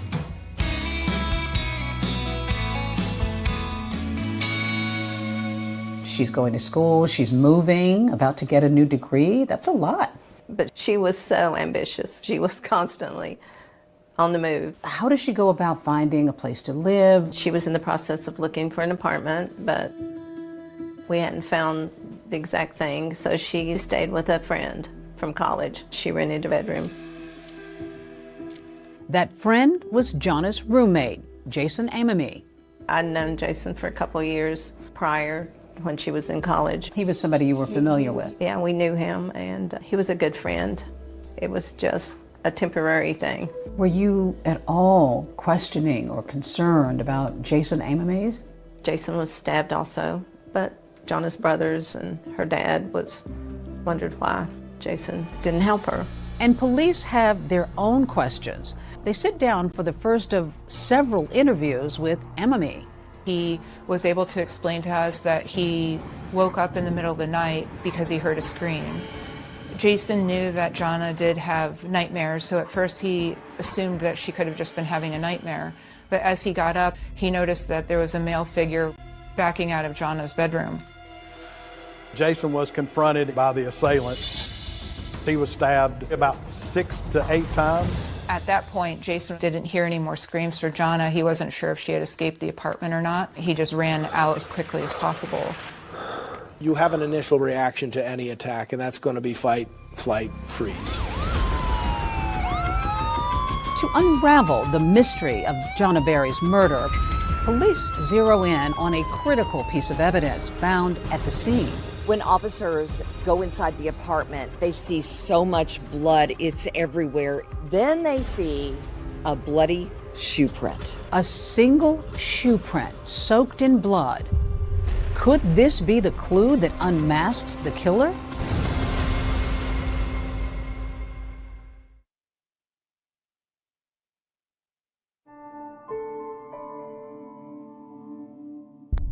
Jonna was funny, charismatic, intelligent.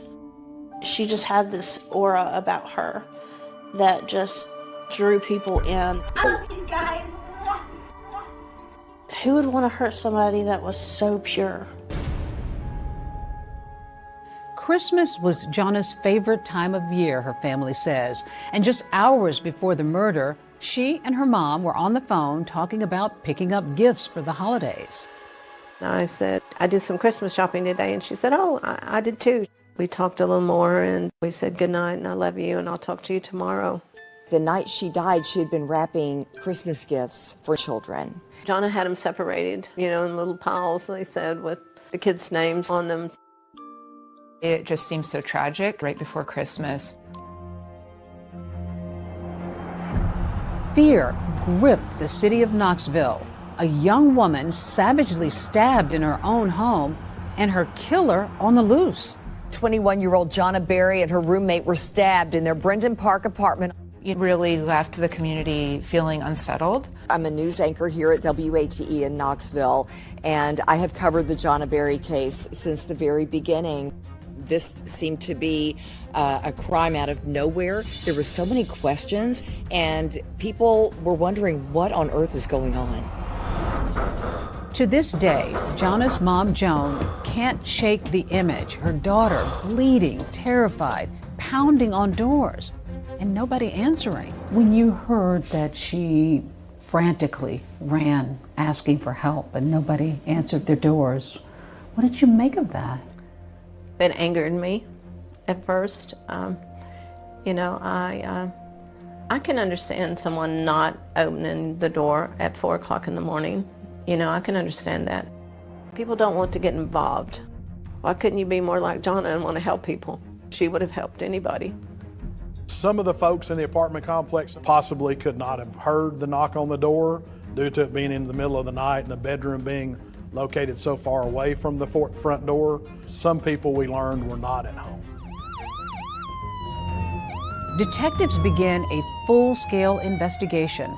And there's one thing that is impossible to ignore: the sheer amount of blood in Jonna's apartment. How bloody was this crime scene? There was blood in not only in Jonna's bedroom, Jason's bedroom, blood in the living room, blood on the back door, blood out the back of the apartment going down the stairs. Blood is on the doorknob, blood is on the floor, blood is on the door. Looked like there had been some type of fight in Jana's bedroom. This had been a struggle. Yes, you could tell that there was a struggle in there. You could tell that she fought hard. Numerous samples of blood were taken from the crime scene. The blood samples were sent to the TBI for analysis.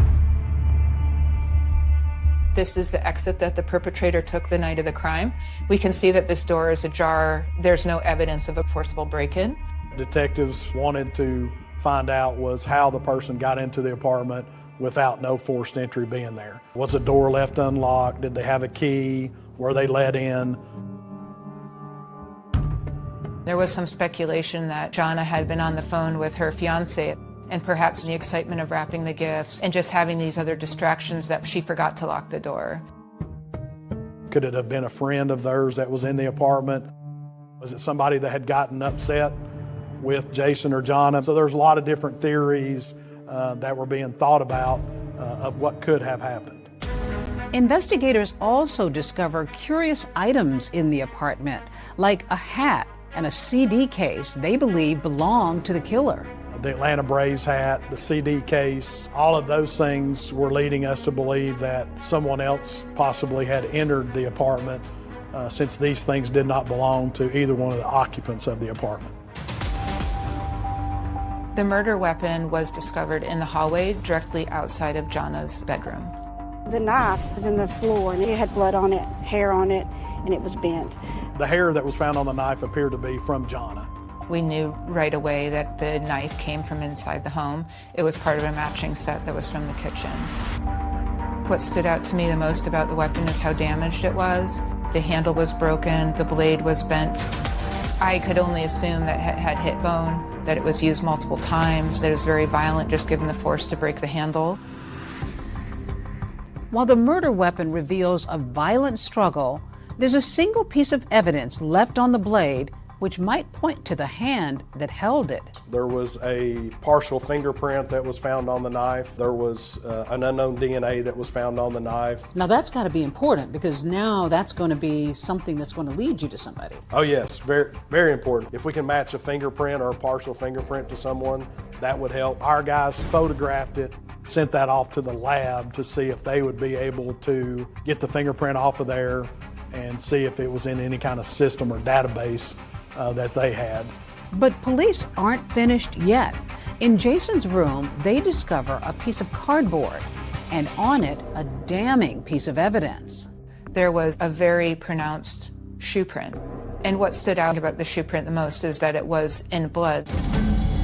Detectives also take note of the shocking number of times that Jana was stabbed. Jana's autopsy revealed that she... As far as the hospital goes, that was sort of a dead end. It never produced any kind of information either. Jana had no enemies. You know, nobody ever expressed being angry with her, or she never had any trouble with anybody. We had no earthly idea of who could have done this. We really focused mostly on her closest circle. The first people that we wanted to clear from Jana's murder were Jason, the roommate, and Jason, her fiance at the time. The violent nature of the attack, the numerosity of the wounds, all hinted towards some sort of personal relationship that she may have had with somebody. Joan Berry says her daughter met Jason White at a party when they were both students at East Tennessee State University, and the romance moved quickly. We're very fond of Jason. She got engaged at Christmas, and she couldn't wait to show me her ring. She wanted more than anything to be his wife and be a mom and raise a child with him and have them grow old together. She was so excited to marry him. After graduation, Jason moves to Michigan to get his law degree, while Jana moves to Knoxville to continue her studies. He was in Michigan, and every night she would go to sleep with them talking. And then when she would go to sleep is when he would hang up. In speaking with Jason White, he had explained to us that he talked to Jonna that night. Detectives learned through his cell phone records that his cell phone appeared to be in Michigan the entire time. No, there was no suspicions in my mind. I had never crossed my mind that Jason White ever did that. Very quickly within the investigation, Jason was cleared as a suspect. Police are also interested in talking to the other Jason in Jonna's life, her roommate, Jason Amami. So, how are you doing? I am doing good. Police interview Jason the day after he gets out of the hospital, where he was treated for wounds to his chest, face, and hands. Once Jonna's fiance was ruled out, all eyes went to her roommate. And one of the first questions investigators asked him was, do you have a romantic interest in Jonna? As far as your relationship with Jonna, how long have you known her? I've known her for probably at least over 5 years. Okay. Did you guys ever date? No. Never? No. I was living in Knoxville and she needed a place to stay, so I said I'd be happy to let you live with me. That wouldn't be a problem. She's got her fiance. Right. This is another guy. What did you make of the arrangement for her to move in with a guy as a roommate? I was fine with that. I'd known Jason for a couple of years. He was a boyfriend of one of her good friends too. So, and even her fiance, Jason White, he didn't have a problem with it. He tells Detective Delgado that on the night of the attack, he was watching TV when Jonna decides to go to bed. She probably went to sleep about 10:30. I probably went to sleep 12:30 around there. What do you remember after that? I just remember waking up, hearing screams.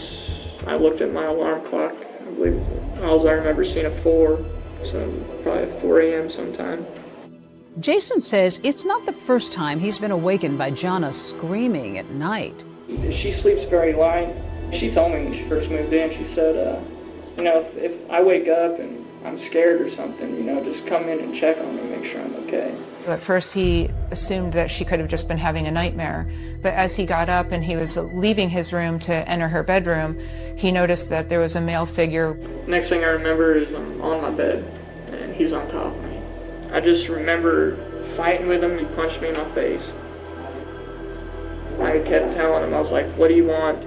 He just kept telling me, shut up, shut up. And then I felt a sharp pain right here, and that's when I knew he had a knife. He grabbed the knife to try to get it away from the individual. He kicked the individual in the groin area. The individual went back against the bedroom wall. He saw an opening that he would be able to get out of the bedroom. At that point, he didn't hear any more screams for Jonna. He wasn't sure if she had escaped the apartment or not. But at that point, he just ran out of the apartment as quickly as possible. You ran out of the apartment. Did you take anything with you? I didn't even think about it. What were you wearing? I was wearing blue workout shorts, which I wore to the gym, and a pair of boxers.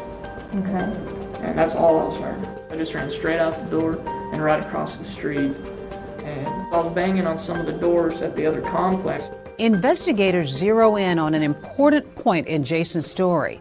He came face to face with his attacker, Jonna's killer.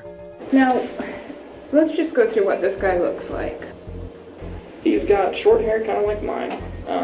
It's like a brownish blonde color. He felt confident that he would be able to identify the person, provide a sketch of what this individual looked like. This is Tom. Tom, this is Jason. Hey, how's that? Tom's going to help you with the composite. Using Jason's detailed description of that attacker, police are able to generate a photorealistic computer composite of their suspect. So he's able to give you some details about what this intruder looked like. Yes, because he was face to face with that person. So he's really the only living survivor that can give us a description of the individual. Despite Jason's cooperation, investigators say they still have lingering questions about Jonna's roommate. There was no forced entry, and I think that led investigators to probably focus a little bit more on Jason Amami. Also, we had to look at the murder weapon came from within the apartment, within their own knife set. So, Jason had access to that. Could he have gotten the knife and used it to commit this crime? Could he have cut his own finger? It'd be pretty hard to stab yourself in the face close to your eye, but we couldn't rule that out. Is Jason a victim or a suspect? Investigators take him back to the scene of the crime. Will his story hold up? He just kept stabbing and stabbing. That's at the point to where I noticed he finally had a knife. The walkthrough was really important for us. Look for inconsistencies regarding what he was telling us about the scene, what happened that night.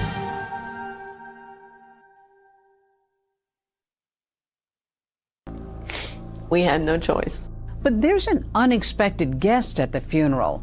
Just 48 hours after he was released from the hospital, Jana's roommate, Jason Amame, attends the funeral.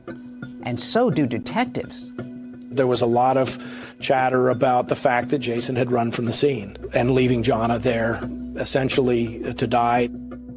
People thought he had to have some kind of role in this because of his actions or inaction. Did it trouble you that he ran away from the scene to get help instead of trying somehow to help her? It did for a while, but you know, after you have time to process things and really think about it, you know, I thought he was just trying to get out too, you know, because he was attacked. Detectives want an exact picture of what happened inside Jana and Jason's apartment. With his detailed play-by-play, Jason takes them as close as possible to being in that room when the attack happened. Date is December 9th, 2004. Time is 15:59. We had him look around to see if anything was missing, if anything had been stolen or disrupted. There was an Atlanta Braves baseball cap that was found in Jana's bed that was not there before, was not owned by Jana, was not owned by Jason Amame. The partial shoe print on the cardboard, the Atlanta Braves hat, those things were leading us to believe that someone else possibly had entered the apartment. In the sheriff's office video of the walkthrough, you can see that Jason's wounds from the attack are still fresh and visible. Still, he's able to calmly describe the evening's events in great detail. I came home from the gym and the door was locked. Jana was sitting right here. The walkthrough was really important for us to watch his body language, listen to him, look for inconsistencies regarding what he was telling us about the scene, what happened that night. He tells police the same story he did in his interview the day of the murder. Jana went to sleep first, he went to bed around 12:30, and then was awakened around 4 a.m. I heard a scream. I didn't say a word.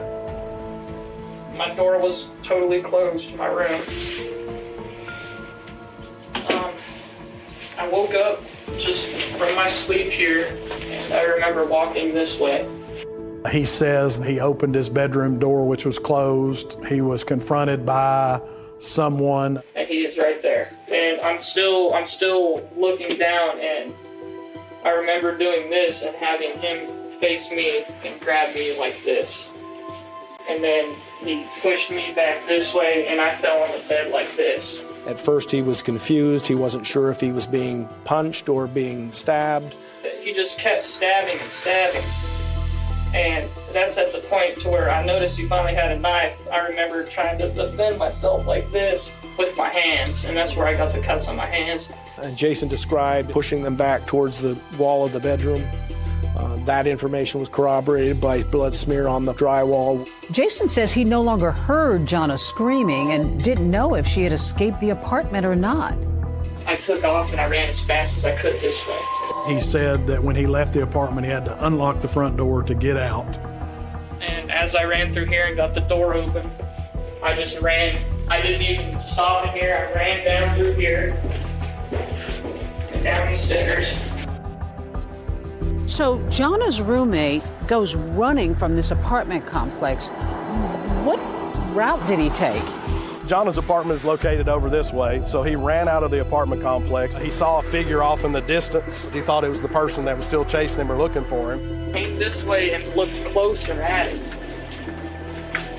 And I saw a figure come from behind this little cabana here and kneel down in between one of these bushes here on the other side of the pool. And it was kind of like somebody going like this. Walking like this. After knocking on doors at a neighboring apartment complex but not getting any help, Jason takes off down the road. I think the biggest information that we got from the walkthrough was he felt like he was being pursued, and you kind of started to understand how and why he made it all the way to the 24-hour convenience store before he could summon help. I bolted down to the street. And I got behind the car and started yelling at the door. They didn't even stop.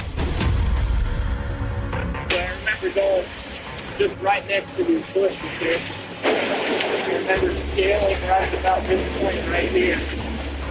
And then when I got to the door here, I looked inside, noticed the clerk. I got to here, told him to get help. After that minute-by-minute account that was consistent with his earlier statements, detectives are now less convinced that Jason could be the killer. But is he telling the full truth? When Jason was confronted by the polygrapher, he became very upset. Turn your chair around, let's talk. Yeah. Your scores were substantial, Faith. Where am I wrong then? I have told you the 100% truth. And new physical evidence leads to more questions than answers. There was Jonna's DNA, Jason Amamy's DNA, and there was an unknown DNA that was collected. They realize there's a third party that was in that room. And a twist so wild, not even seasoned investigators could see it coming. I felt very confident. This has to be our guy. Why would anybody want to cop to a crime they didn't commit?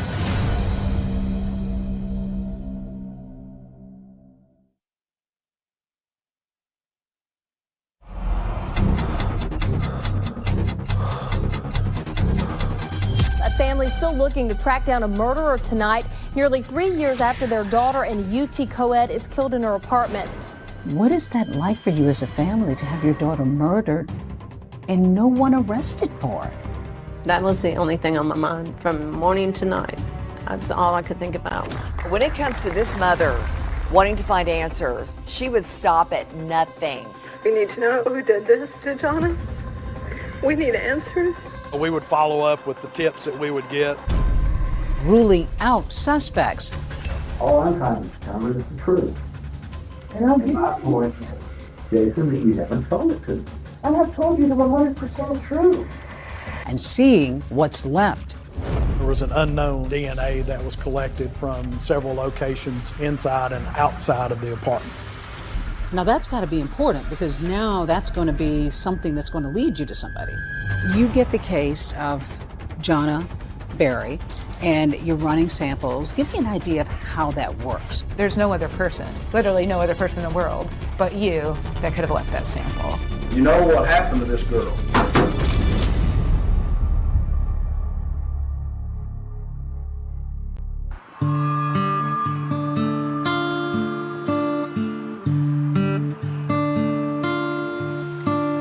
Here in Knoxville, we don't have a murder every day.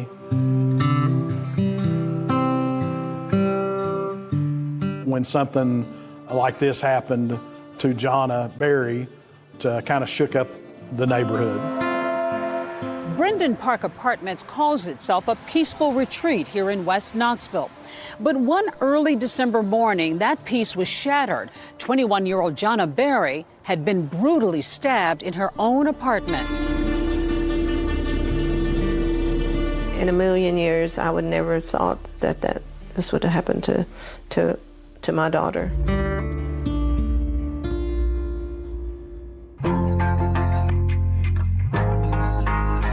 21-year-old Jonna Berry and her roommate were stabbed in their Brendan Park apartment on December 6th. The roommate who survived was able to call police, but Jonna didn't make it, and her killer is still on the loose.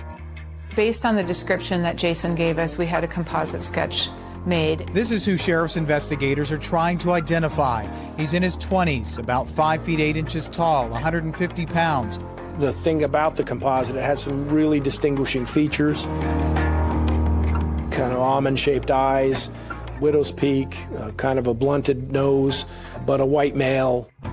If you think you have information that could help the case, you're asked to call the sheriff's office. Leads were coming in, but leading nowhere.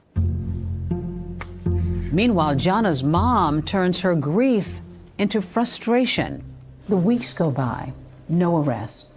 What is that like for you as a family to have your daughter murdered and no one arrested for it? We called every day. We would call the detectives. There was that feeling that detectives and the sheriff's office weren't doing enough, when in reality they were working this every day. There just weren't any answers. Jana Berry's family is still upset over a lack of closure.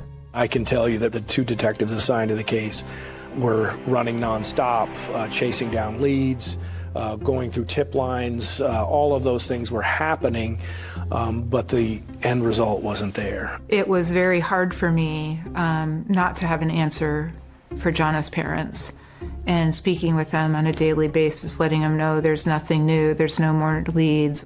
I became so worried that it would become a cold case and we would never get answers. I kept it in the media. I did everything that I could. You turned your grief into action. I did. I did. Yesterday, they were at the track in Bristol. Today, a church in downtown Knoxville. She called me every time she was doing something different. Hey, we're going to put flyers at the cleaners. Can you come? Joan used her own money to put billboards all over town, including a heavily traveled stretch of I-40. We had several billboards with Jana's pictures, with the picture of the composite on them, and $70,000 reward. A local grocery store chain had information about seeking help to solve the unsolved murder on their delivery trucks. We handed out flyers. Family and volunteers put flyers on cars in the neighborhoods around through there. I don't think I could ever be as strong as Joan. She wouldn't stop. She digs in and she just goes. That was the only thing on my mind every day, from morning to night. That's all I could think about was who would kill Jana. While the investigation has made little progress in naming a suspect, things are moving ahead on the forensics front. Inside Jana's apartment, there was a very pronounced shoe print in blood. We ended up sending off the cardboard that the tread pattern was on, and we got information back from that this tread appeared to be this type shoe, Faded Glory. Most have sold at Walmart. The shoe print ID is the most promising evidence so far, leading detectives to their strongest suspect. We got a tip a few streets over from the apartment complex that an individual had been involved in some crimes, some thefts, and that led us to an individual named Michael Percival. He lived in a trailer park, probably within a few miles of the apartment complex. When we went into the trailer to talk to him, the carpet cleaner was sitting there next to the living room. A carpet cleaner isn't necessarily suspicious in and of itself, but what if somebody was using it to clean up blood tracked in on the bottom of their shoe? Detectives ask Percival if they can look at his shoes. Detective Delgado retrieved the shoes for Michael Percival, and she noticed the tread on those being similar to the tread that were found in the apartment in Jason Amamy's room. She kind of elbowed me and showed me the tread, and we were both kind of like, holy cow, these could really be, the shoes. I saw Captain Hall, and he said, we've got him. He still had the shoes, Kevin, he still had the shoes. Everything looked like it was lining up for us. Michael Percival was the individual responsible for Jana's death. But does the shoe fit? We can't believe what he's saying. It doesn't make any sense.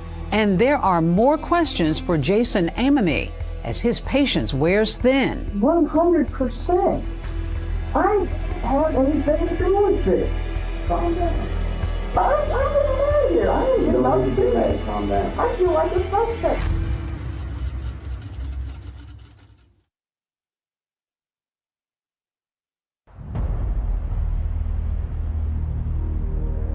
Detectives Hall and Delgado have just gotten a big lead in Jonna Berry's murder case. They're led to a 19-year-old named Michael Percival. His shoes appear to match that bloody shoe print left behind at the crime scene. I felt very confident. This has to be our guy. Both of us were kind of big-eyed. It was just like, we've got it solved. We couldn't believe that he kept the shoes. Investigators bring Percival in for an interview, and in a shocking admission, the teenager says he witnessed the murder. When Michael first admitted to being at Jonna's house, he explained that this was part of a drug deal gone wrong. He said that he went there with a drug dealer to collect money from Jonna and Jason for drugs that they had purchased. He said that he entered the apartment and this individual that he came with was stabbing Jonna and Jason inside the apartment.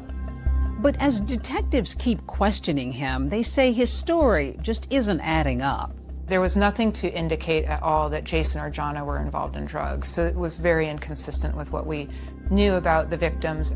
Jonna was never involved in drugs. She was very straight-laced.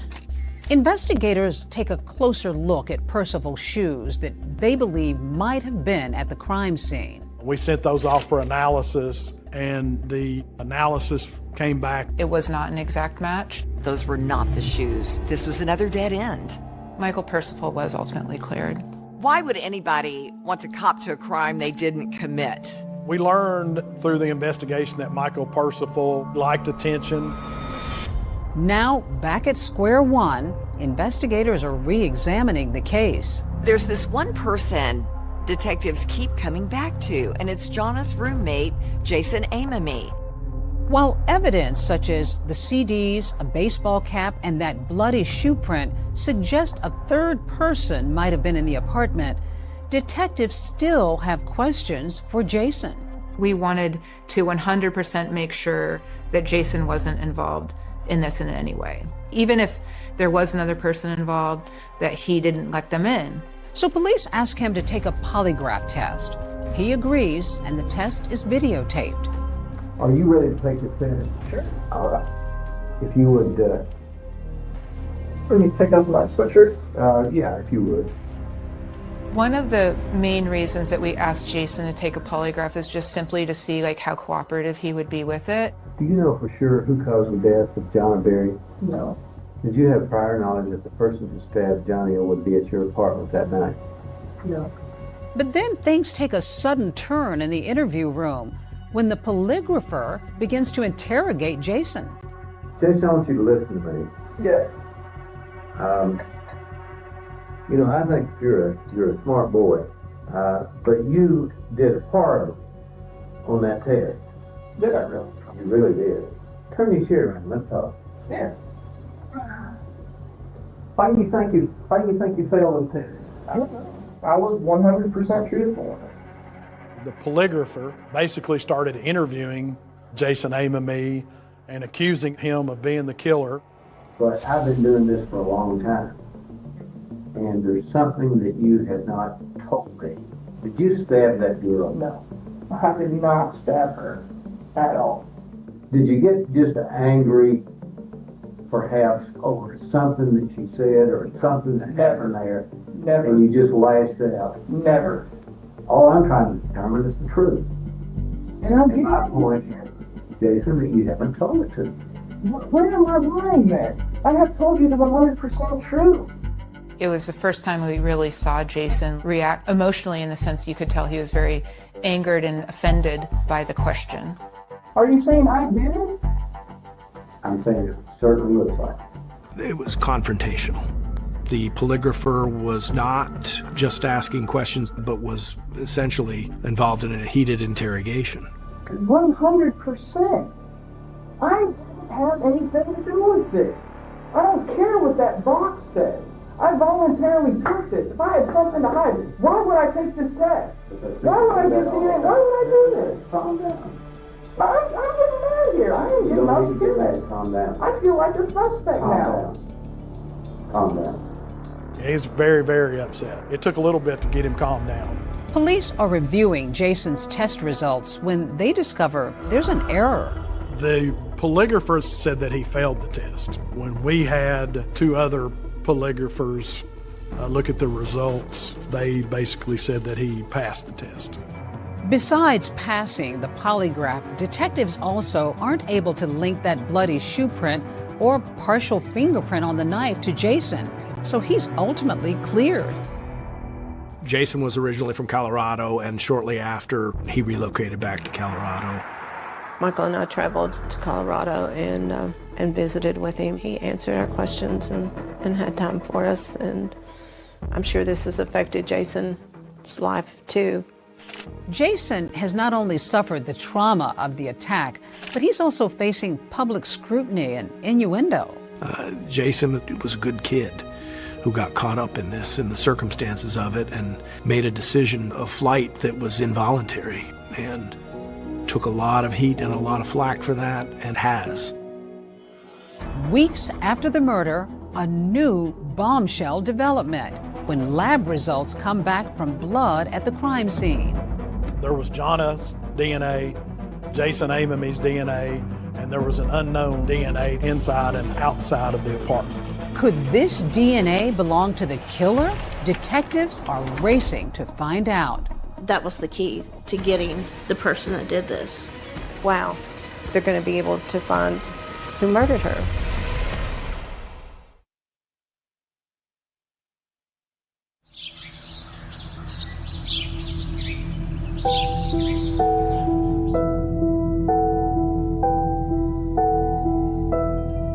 I see memories of Jonna everywhere in the house, right? Yes. These are Jonna's little baby shoes. They rest here? That's where they stay here all the time, yeah. Even though years have gone by since their daughter's murder, this is my pride and joy. I love this. In nearly every corner of every room, mementos of Jonna. This is Jonna's room. We call it Jonna's room. Jonna's room. Still. And I still have her wedding gown. You still have her wedding gown. All these years after later. 20 years. This is it. That's beautiful. This is the dress, her wedding gown. All the beading. Oh, look at the train. She looked beautiful in it. Yeah, it's 20 years old. She had picked out a wedding band for Jason, and we bought it. So Jonna's dad wears the wedding band. He wears it every day. Well, still got it. She worked so hard and did so many things. That was a small gesture. I'm glad that she got to experience being engaged and planning a wedding. Weeks after Jonna's murder, investigators still don't have a suspect. But then a break in the case. DNA results have just come in. There were 3 DNA samples found at the scene: Jonna's, Jason, and an unknown male perpetrator. The unknown sample, it was found in Jonna's bedroom. It was also found in the living room, and it was found on the back door and outside on the back deck. And we know that they exited out the rear of the apartment because the unknown DNA is not only on the back door, but it leads down the back stairwell. We found no unknown DNA on the front door or leading out the front door. Detectives also make a key discovery on the murder weapon. There was an unknown DNA that was found on the knife. The race is now on to find out who the DNA belongs to. We thought they're going to be able to find who murdered her. But after running that unknown DNA through a law enforcement database, investigators get some disappointing news. The DNA comes back to us. There's no one in the system that comes back to. They don't know who it belongs to. It seemed unusual to us that a person would commit a crime with such violence if they didn't have some sort of other violent history. They ran the DNA and no match. No match. While meeting with investigators, Joan learned something else that shocks her. Tennessee doesn't take DNA if you're arrested for a violent crime, only if you're convicted. I was absolutely shocked, and I even said, wow, well, that needs to be changed. And that's exactly what Joan does. For more than 2 years, hoping it might lead to her daughter's killer, she pushes for a new DNA law. I would go to the Capitol and introduce myself and ask them if they would support the DNA law. We're talking about any violent crime such as murder, rape, even robbery. Those people arrested would have to submit their DNA. Joan is a fighter, and she rose up like a phoenix. Jonna Berry was her name, and her parents, Joan is sitting in the back of the chamber here with me today, have been on a crusade. Well, a victory today for family and friends of murdered UT student Jonna Berry. I think this is a very important bill for every citizen in the state of Tennessee. You pushed and pushed, and you got this law passed in Tennessee. You changed the law. Yes, we did. Jonna's law. It is. It's called the Jonna Berry Act. But ironically, even after changing the law, Joan discovers there's still no match with that unknown DNA in her daughter's case. How did you find the strength to keep pushing? And this was the most important thing in the world to me, to find out who murdered Jonna. When it comes to this mother wanting to find answers, she would stop at nothing. To keep her daughter Jonna's name out in the public, Joan goes on national talk shows. Joan, what has it been like all these years? There's no words to explain what we've gone through. She even goes on the Montel Williams show seeking a psychic's help. Really need to know, we need to know who did this to Jonna. We need answers. Heartbroken warrior. That's who Joan is. That was my prayer always, to have an answer. And I believed in my heart that God would answer my prayers. Even if it took a while? Mm-hmm. And one day he said, "What are you worried about? It's gonna be okay." As the investigation into Jonna's murder went on, it really expanded. Thousands of tips came in. We would follow up with the tips that we would get. Every person that we came in contact with, we asked them to voluntarily commit to a DNA sample. We looked into any person that we possibly could, but it was just dead end after dead end. Then, about 2.5 years after Jonna Berry's death, So in this lab, we actually have dual purpose. a forensic scientist makes a key discovery. I said, oh, wow, this might be something. Our chief of detectives called and said that we all needed to get together. He needed to talk to us. And he's like, get here as soon as you can.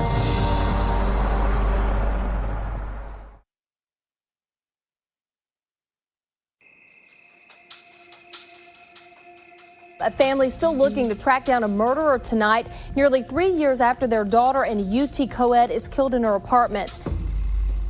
The main thing that you're going on is DNA evidence. Yes, we had the unknown DNA. It was really our only connection to the person that was connected to this crime. We thought, will we ever have this case solved? Then the case makes a turn. Someone called in a tip after looking at the composite sketch, and they said, that looks like someone I know. And that someone is Taylor Olson. Looks very similar. Yes. Taylor Lee Olson is 22 years old. He lived about 15 minutes from the crime scene, and he was known to have committed some petty crimes, also harassment, theft. He also had an outstanding warrant for his arrest out of another jurisdiction. We arrested him, asked him about the crime. Does he present in any way at all to you that he might have a connection to this? He said that he didn't know anything about the crime. He voluntarily gave us his DNA. Given that Taylor Olson only had smaller petty crimes, he didn't really fit the profile of who we were looking for. We just thought, hey, you know, this is just another person that looks like the composite sketch. Olson's DNA is then sent to a lab to compare it to the unknown DNA found at the crime scene. It comes back, it is a match to the blood of that unknown person found at the crime scene. So in this lab, we actually have dual Jennifer purpose. Millsaps, the forensic scientist at the lab, made the match. I looked at it a couple times. I wasn't too sure.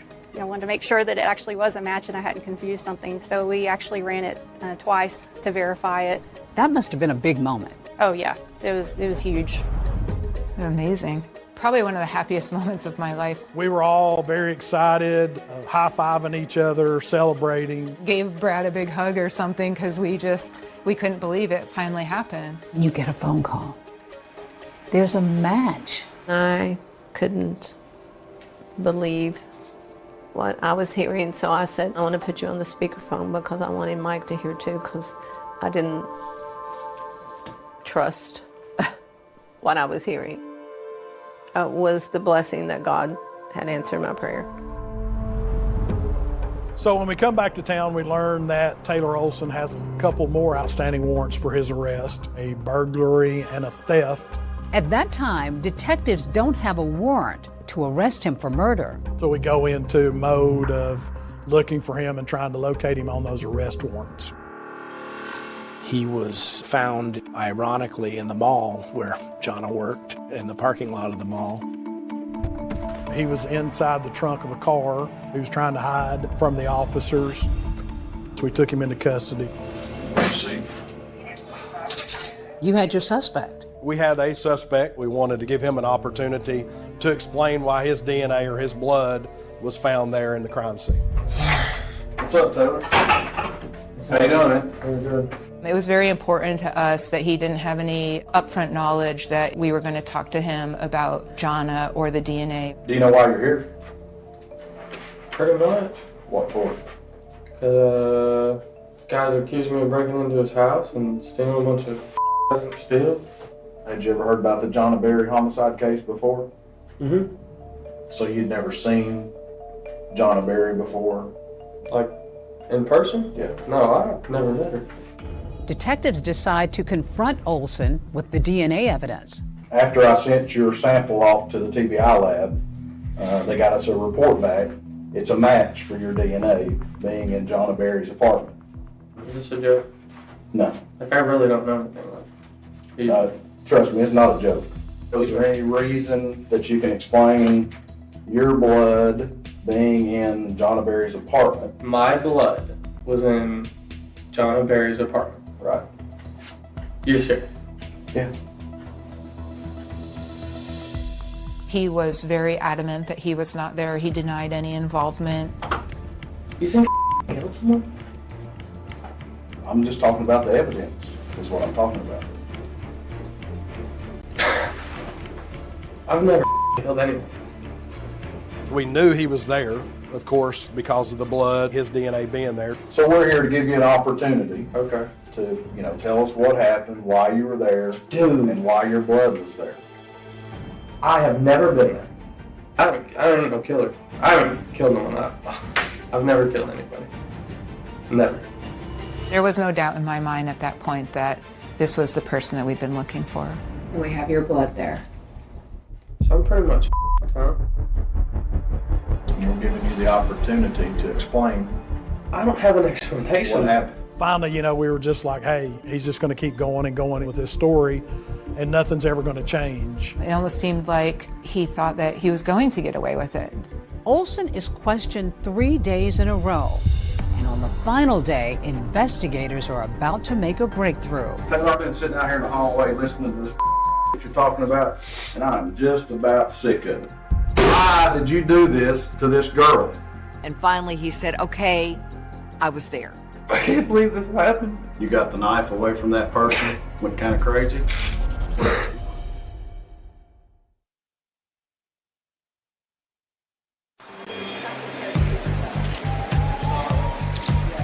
Have a seat now, Chair. You want both free? Yeah. Okay. This is your opportunity to tell because this is your last chance. Your last chance to get your voice out there. You tell your side of it. We already know her side. On his third day of taped interrogation, Taylor Olson continues to deny any knowledge of Jonna Berry's murder.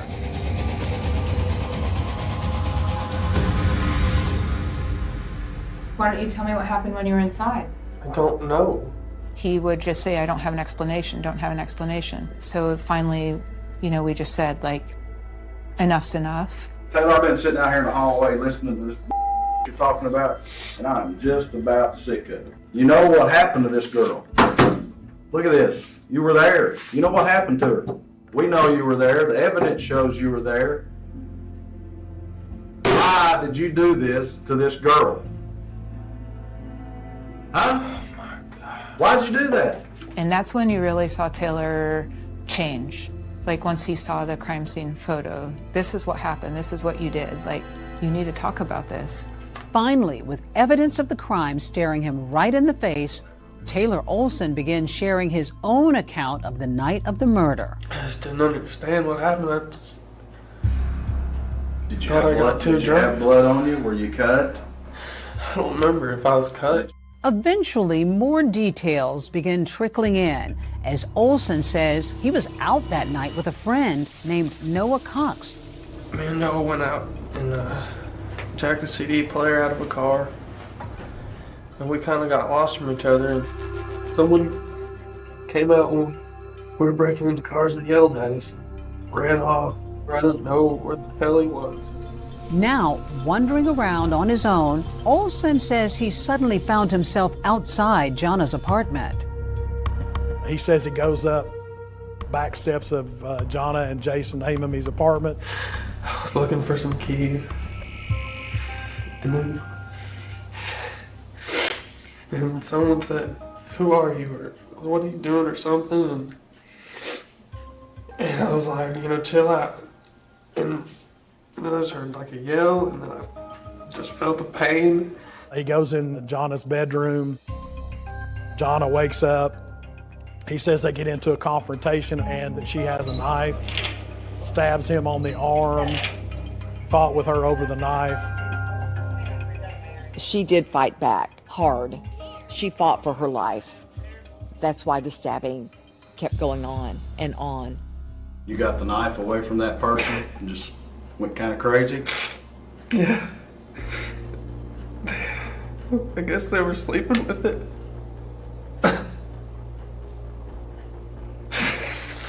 I just freaked out. As for Jason Amamy, Olson says he had no idea that another person was in the apartment. I didn't even remember anything about the guy until the news said it was 2 people. I didn't realize everyone got hurt like that. Did you just go in there and things just went wrong? I really don't know her, man. I've never met her. There's no reason for him to select that apartment other than the fact that it was the first apartment he came to that had an open door. And Jana, according to her mom, was a stickler for locking the door every night. Nobody knows why the door was unlocked on that night. After nearly 3 years of unanswered questions, with investigators looking at people in Jana's life and complete strangers alike, Olson's confession is startling. And to wind up having a random person, a break-in, nobody who's really connected to her, that's not common, is it? No, not really. It wasn't. It was a surprise to us, and I think everybody else was kind of surprised too. Now that Knox County detectives know Taylor Olson's full story, he prepares to tell his mom and sister the truth.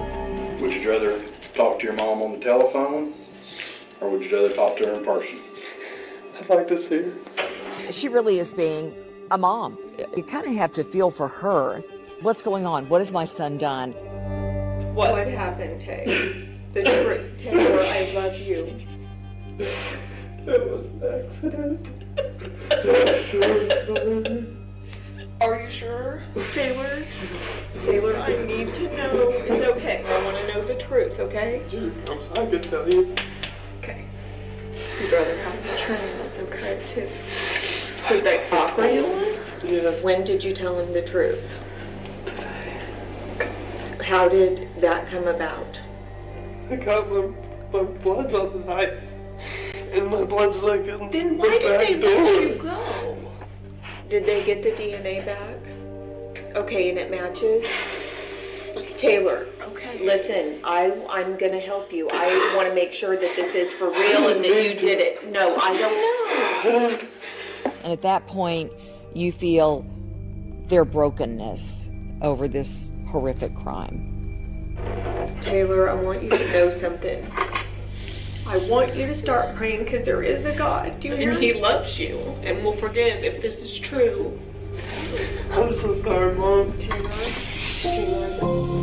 After coming clean to his family, Olson now faces the press. Did you mean to kill her? Why'd you do it? Was it an accident? But you stabbed her 26 times. And his look was one of complete surprise, shock, baffled. He told reporters it was an accident. How's that an accident? Accidents happen one time, not 20 plus. No, that angered me that it was an accident. Well, after 33 months of wondering and waiting, Jonna Berry's parents finally came face to face with the man charged with killing their daughter. 22-year-old Taylor Olson, he's facing 7 counts, including first-degree murder. But just as Taylor Olson is about to go on trial, he does something that utterly rocks everyone involved in the case. You finally are getting to court, and then you get shocking news.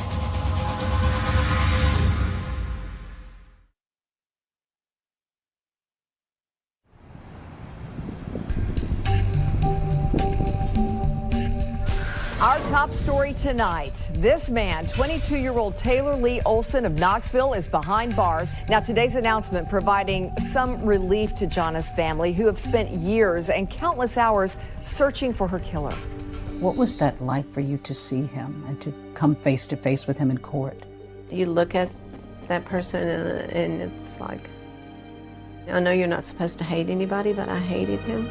Cameras were not allowed inside the courtroom for today's hearing, but inside, 22-year-old Taylor Lee Olson did not enter a plea when he was arraigned. Olson faces a 7-count indictment, including 3 counts of felony murder and 1 count of first-degree murder. They're planning for a trial, and then we get word Taylor Lee Olson is dead. He hanged himself in his jail cell. I got a call the Monday after Easter that he had been found in his jail cell, that he had fashioned a ligature with sheets. You finally are getting to court, and then you get shocking news. He's taken his life.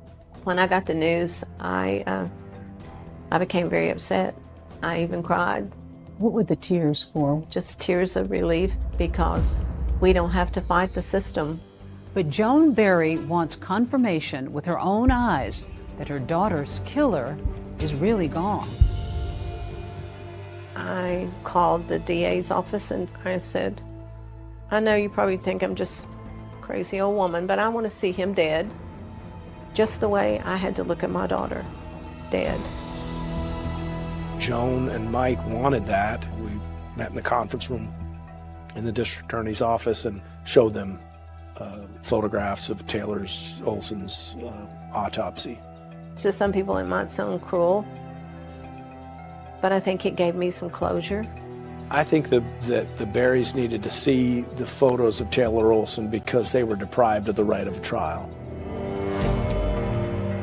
Though there's no trial, the case isn't exactly over, because in writings left behind in his jail cell, Taylor Olson tries to argue his innocence from beyond the grave. I read a bunch of letters, said, I didn't do it, and hung himself. That's a coward's admission of guilt. Olson writes a long note called The Story, where he tries to shift blame by bringing back a familiar name. Taylor Olson said he didn't do it and that Noah Cox, his friend, is the one who committed the crime. Noah Cox was the individual that Taylor said he was with when they were breaking into vehicles and were separated. In an audio recording with investigators, Noah Cox denies breaking into cars with Olson that night, and he's adamant that he was never in Jonna Berry's apartment. Mr. Cox, were you present in the apartment when Jonna Berry was murdered? No, sir. The whole story just really doesn't make sense. We had talked to Noah Cox. He had submitted to a DNA sample. His DNA didn't come back as a match to the unknown sample. There was no evidence showing that Noah Cox was ever in that apartment. There's no other blood samples, fingerprints, nothing to indicate that anyone but Taylor was there. Taylor Olson's partial fingerprint was ultimately found on the murder weapon. Was there any part of you that felt any sadness for I the felt outcome? sad for his family. 2 families' lives have been ruined, you know, painfully. I'll never see my daughter again. Now they'll never see their son again. Through their pain, Joan and Mike Berry stay busy, focusing on the laws they've changed and all the victims they've helped. And now here we are at the TBI, where there is big change. There is change. There's now a memorial to Jonna at the Tennessee Bureau of Investigation's Knoxville DNA lab. Long after we're gone, she'll still be helping others. To be able to have made that kind of change in a state law, that must be gratifying, even in the midst of your heartbreak. It is very gratifying, but it's also sad that this had to happen to my daughter. And when Joan and Mike aren't tirelessly fighting for victims' rights, every senator vote on the bill. Every senator vote has every senator voted. You do remember that one? August the 26th or 21st birthday. they take time to savor the bright, wonderful memories their daughter left behind, including a note written to each of them on her high school graduation day. I still have the letter, so I'd like to read it to you, and it says, "Dear Mom, I want to thank you for being my mom. You have always been the one I could turn to, no matter what. The only true friend that I've ever had. I only hope that someday that I'll be a mom as good as you are. I hope that I have made you proud, and I hope I will continue to make you proud in the future. I love you, your daughter, Jonna." I love you guys. She loved life. You know, I can still see her in her little red convertible with the top down and her ponytail blowing in the wind. Jonna, smile to the camera, girl. Hey! Jonna's dead, but she's not dead in my heart. I plant flowers in her memory. Sometimes I'm outside, I think butterflies remind me of her. So have a weird homicide. Human massacre. 5 were killed. When you kill somebody, you're killing yourself. The incredible brutality of these savage, nightmarish murders. Here was Charlie's I walk and live in murder all my life. Charles Manson converted intelligent, middle-class kids into putty-like zombies. The jury could only come to one verdict, guilty. To explain Manson, it could not be done in words. The most famous murder in the history of Los Angeles. Sharon Tate was a young actress, stunning even by movie star standards. Sharon Tate. She's today's kind of girl. 3 friends were staying with her that night. The windows were open. A cool breeze was blowing. It's simply going to be a quiet, comfortable night. And of course, it turned out not to be. Charles Manson was a rock star wannabe and a madman. He could literally get his followers to kill for him. Everyone wondered, how did he turn these all-American women into monsters? I knew that people would die. I knew that there would be killing. He controlled them, and they did what he wanted. They were so young. And what he wanted was murder. Brutal murder. If it don't get done, then I'll move on it. And that's the last thing in the world you want me to do. You're about to see what evil looks like in the face of Charles Manson.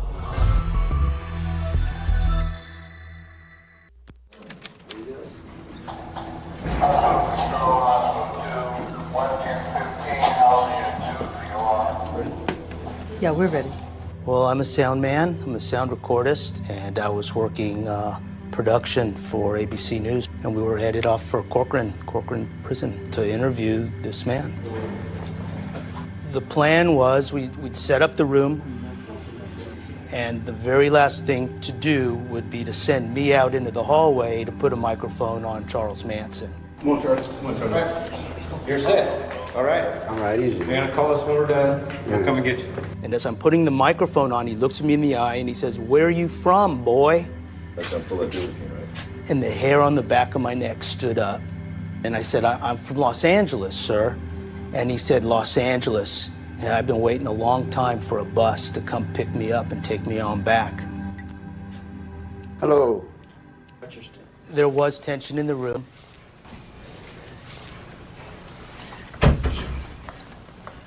Can you see yourself in there?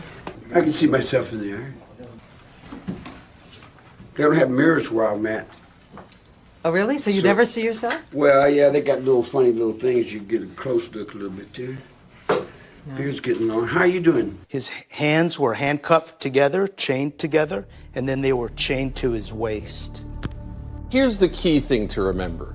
This figure who walks into the room to talk to Diane Sawyer, who looks like he's been worn out and hung up wet for so long. Do not confuse that guy with the Manson of the late 60s.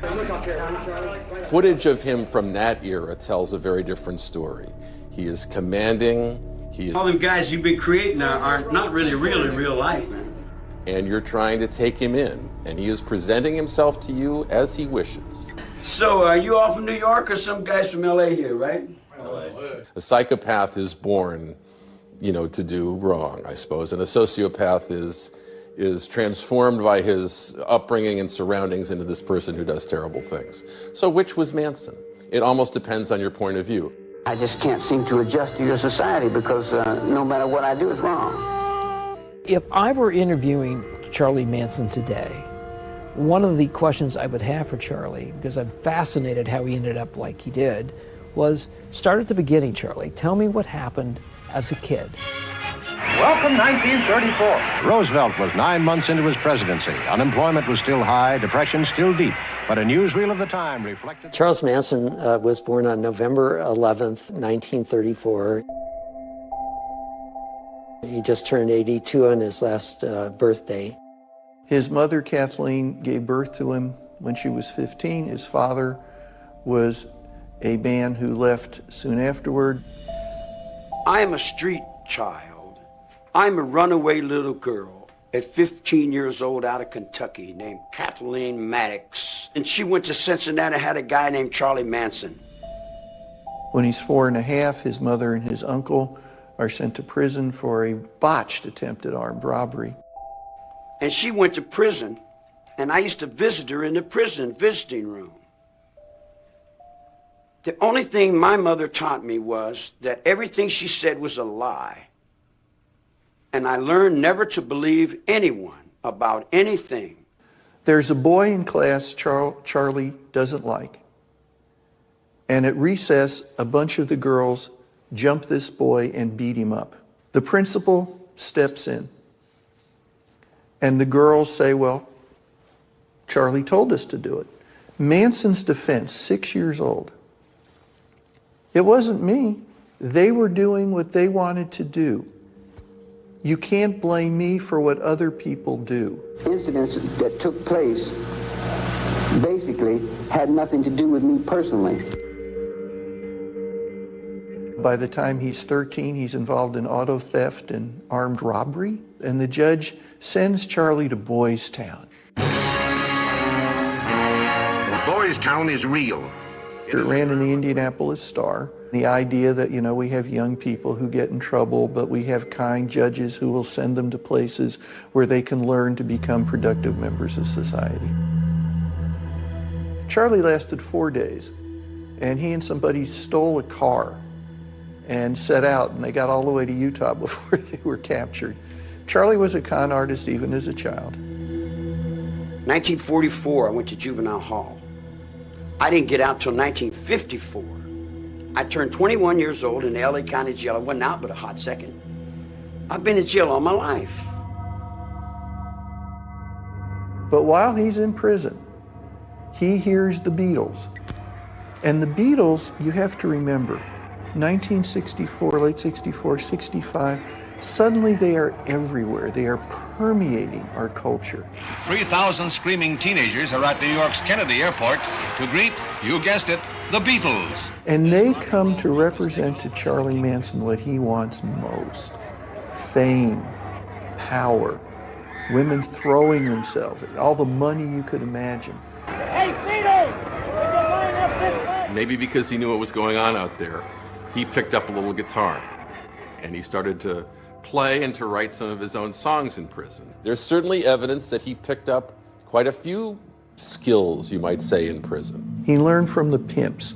He learned from Dale Carnegie classes. Remember, if you want to be liked instantly, do as the puppy does. Become genuinely interested in other people and show it.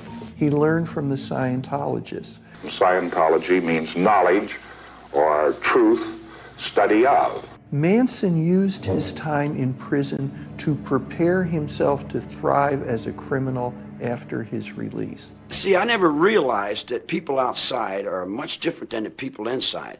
People inside, if you lie, you get punched. And when I got out, all your children would come to me because they never had anybody tell them the truth. At the last minute, when Manson learns he's going to be paroled, he actually tells the authorities, don't let me go, I don't think I can handle it out there. But it's too late, prisons are overcrowded, and so they send him out anyway. But that one moment, he's being honest. If you let me out, I think I'm going to do the same things that I've been doing or even more. The city of Los Angeles has had another multiple Shot murder. and stabbed to death. Another bizarre murder. 8 murders Their without back reason. brutally cut by a whip. Charles Manson, the cult leader accused of murder. Wish they'd listen to him.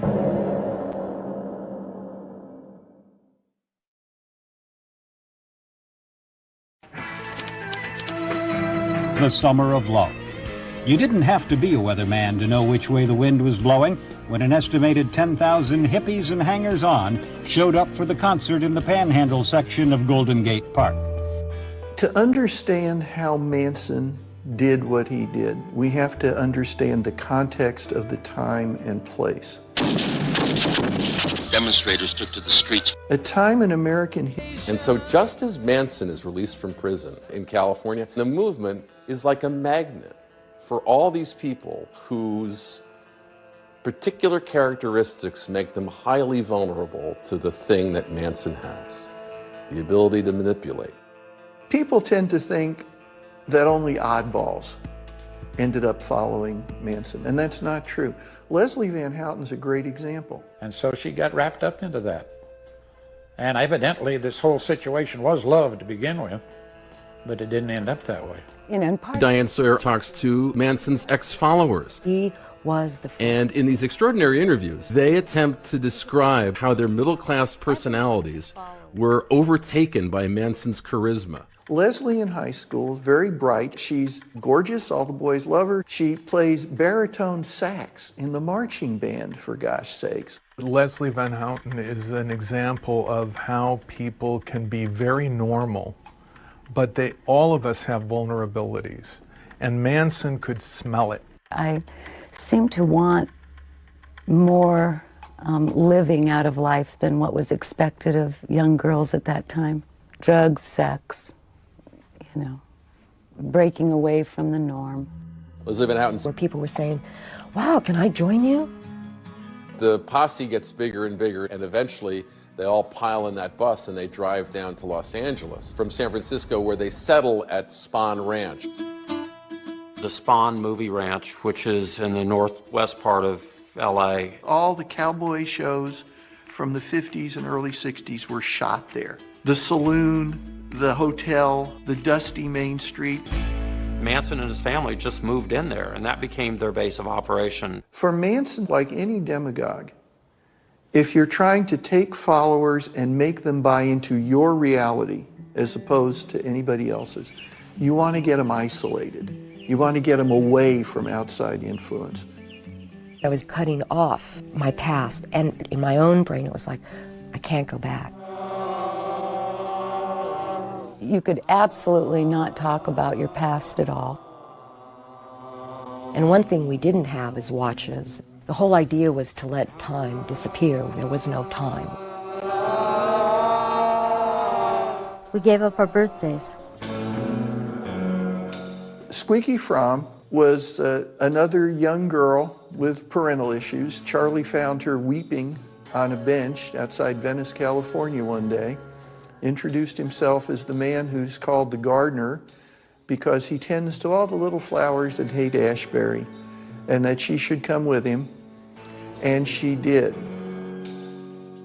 And I kept thinking, this is fate. because he's exactly what I was looking for. And love is infinitely strong and infinitely mad. It's erratic and crazy. People have described her to me as, among all Charlie's followers, the greatest true believer. She's a little more of a performer maybe than the other people in the family. You have to make love with it. She's very verbal. She has a certain childlike quality that kind of endears you to her until you listen to what's coming out of her mouth. So that you could pick it up any second and shoot. People who met him wanted to be like him. Men, especially, wanted to have that kind of charisma. So they would do the things that he did, but they didn't do them with the same spirit. Drugs were always an important part of Charlie's appeal. In those days, the enlightened culture was using drugs. You honestly believe that smoking marijuana, taking LSD, would open up your consciousness? I was smoking a lot of marijuana hash, and I had, at that time, I've already used acid a couple times, but at that time drinking and using drugs did not seem unusual because I was doing it with my high school friends. Charlie would use LSD for his special ceremonies on a daily basis where he would preach to people towards the end of the day. Well, we took hundreds of trips together. He would personally put the dosages in his followers' mouths. But when he took some himself, he was careful to take less so he'd stay in control. Sometimes he'd claim he was Jesus Christ, come again.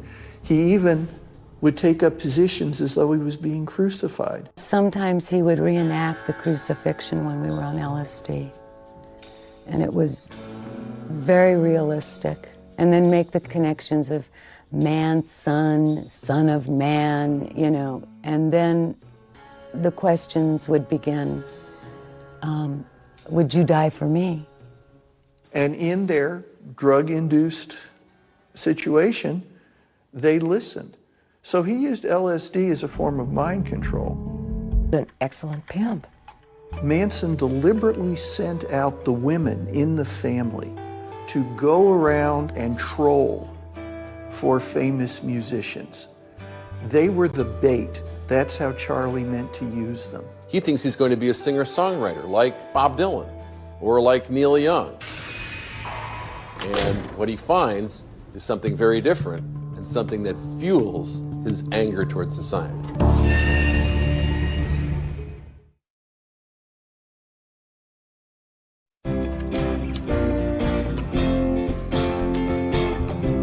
The late 60s in Los Angeles, especially in places like Laurel Canyon, is an incredibly exciting time musically. Don't it always seem to go? You have Joni Mitchell up there doing Ladies of the Canyon in 1969. You have The Doors. I've been to Hollywood. Neil Young's here. You've got Jackson Browne is here. Glenn Frey. Genuinely really talented people who will make music that we'll listen to for the next 50 years. If you wanted to be a rock and roll star, you had to come to Los Angeles. Manson's goal in life, his obsession, was to become a bigger rock star than the Beatles. That's why he comes to Los Angeles. At this particular moment in the entertainment community, you had an open door policy. Musicians, their addresses were really well known around those times. People would come down from their bedrooms and there'd be 3 or 4 people waiting to get a recording deal. And you weren't supposed to call the cops. He was convinced he would acquire a patron among all the rock stars who lived in LA. So Manson would send some of the women out to places where famous musicians lived to try and make some sort of connection. And one day, 2 of the women in the family, Patricia Krenwinkel and a woman called Yeller, are hitchhiking. Late that night, and Manson has moved into his mansion, along with several other family members. He came home one night, and he told me that Charlie and the girls were kind of invited themselves over and stayed for a while. One of the Manson girls talks about being at Dennis Wilson's house, walking around with the family members around Dennis Wilson's pool on a beautiful Southern California afternoon. The girls are topless, joints are being passed. It just sounded so blissful, and that was the 60s. Always party time. Dennis really liked women. Dennis appears to have liked women pretty much indiscriminately. You know, initially for Dennis Wilson, it was great. It was girls, drugs, and Manson could supply both. We were invited by Dennis to come to dinner to meet Charlie and the family. There were in a group sex kind of situation, and it wasn't my cup of tea, so I excused myself to take a shower. No sooner than I got in the shower, door opened, and Charlie Manson stood there and looked up at me and said, "You can't do that." I said, "Excuse me?" "You can't leave the group." And he looked at me with these wide eyes and kind of maniacal look. "One of your group members is involved with something so weird." It was kind of frightening and freaky to me. Dennis Wilson loved having the Manson family with him for a while. He thought Manson was a great intellect. He nicknamed him the Wizard. He was definitely under Charlie's influence at that point in time. Because Charlie could talk such metaphysical mush, Dale Carnegie, the Bible, and homing in on Dennis's insecurities about his own talent. Dennis was intimidated by the other Beach Boys. He's low man on the totem pole in the group. Charlie builds him up. "You're great. Your music is exceptional." And little did Dennis know that once Charlie got his hooks into you, he didn't let go. He was the perfect target. He paid for a lot of things, like food and transportation and medication. The months that the Manson family stayed with him cost him over $100,000. And living with Dennis Wilson had other benefits because Manson got to meet other people in the music business, rock stars. Oddly enough, the one he seemed to impress most was Neil Young. I knew Charlie Manson. Neil Young talked about his encounter with Manson in a BBC documentary. He wasn't what you call a songwriter. He was like a song spewer. It is astonishing to think that Neil Young took an interest in the music of Charles Manson. Yeah, he's good. It's just a little out of control. For a few months, Dennis Wilson thought Charles Manson was a music genius. He wrote a song called "Cease to Exist." Cease to exist. Just come and say you love me. Dennis Wilson brought that song, Cease to Exist, to the Beach Boys, only he renamed it, gave it some new lyrics. It was called Never Learn Not to Love. And we actually recorded that song. I wasn't told about the origins of the song. As far as I knew, Dennis had written Never Learned Not to Love, the Beach Boys. I remembered Mike Douglas, and I remember doing a show. I'm your kind, and I The squeaky clean Beach Boys are singing a song written by Charles Manson on a Mike Douglas show. I could never learn not to love you. In light of what happened, boggles the mind. And when it appears on the album, it's credited only to Dennis Wilson. Manson was furious when he found out that Dennis Wilson had not only changed the lyrics, but had listed himself as the sole composer. When Manson goes looking for Wilson afterwards and at one point leaves a bullet and tells Wilson that "I know where you live, I know where your children are, you know what this means." I gave Dennis Wilson a bullet, didn't I? I gave him a bullet because he changed the words to my song. Dennis Wilson was so terrified ultimately of Charlie Manson that he ran from him. With anybody else, Manson would have physically attacked him. But he has to live with it. He has to swallow it. Only because Manson still needed Wilson's best friend, Terry Melcher. Terry Melcher was the son of Doris Day, the famous movie star and singer. Hey, Sarah, Sarah. He was living on Cielo Drive in Benedict Canyon. Terry Melcher is a genius at recognizing how to get marketable hit music. He would produce the Byrds version of the Mr. Tambourine Man. Turn, Turn, Turn. He'd have over 80 hit singles within a few years. A significant force who could, on his say-so, have signed Charles Manson to a record contract. So this makes Manson all the more determined, whatever it takes. He is going to make Terry Melcher his friend, and Terry Melcher will love it. Manson never ever considered the fact that maybe he wasn't going to be good enough.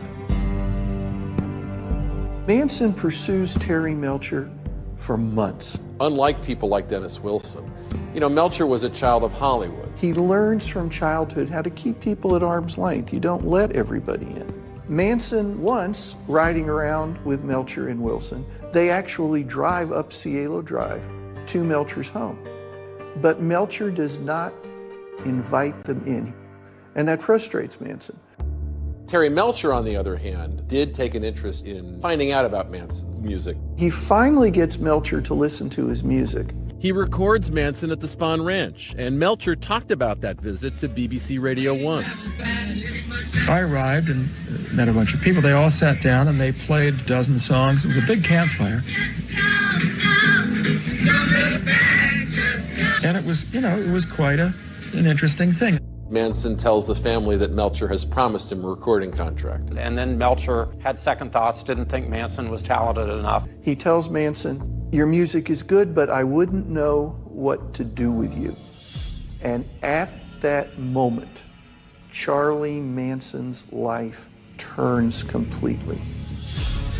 Manson was a hairdresser, and I helped her shop for the flowers and the bows. The after-party Playboy Club was probably one of the parties of the century. Everybody was there. Among them, Michael Caine and Candice Bergen. Joan Collins with Anthony Newley. Sharon Tate's co-star, Barbara Parkins, taking time off from Peyton Place.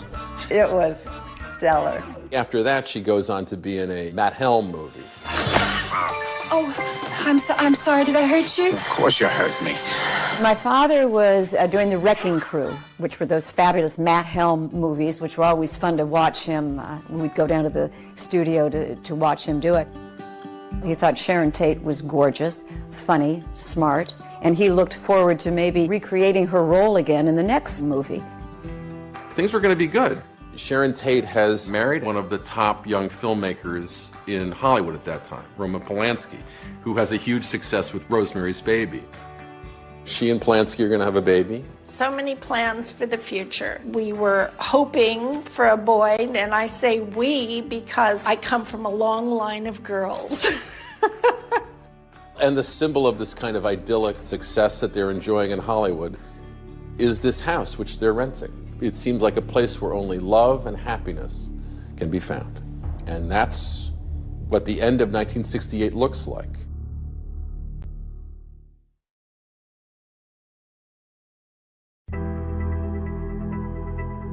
In the Hollywood Hills, the Cielo House had a number of well-known owners and residents over the years. It had been photographed for an architectural glossy. And it was a French farmhouse. The grounds were beautiful. It was serene. The views were amazing because it was off of Benedict Canyon. You'll never find another view like it. I don't care where you go in the city.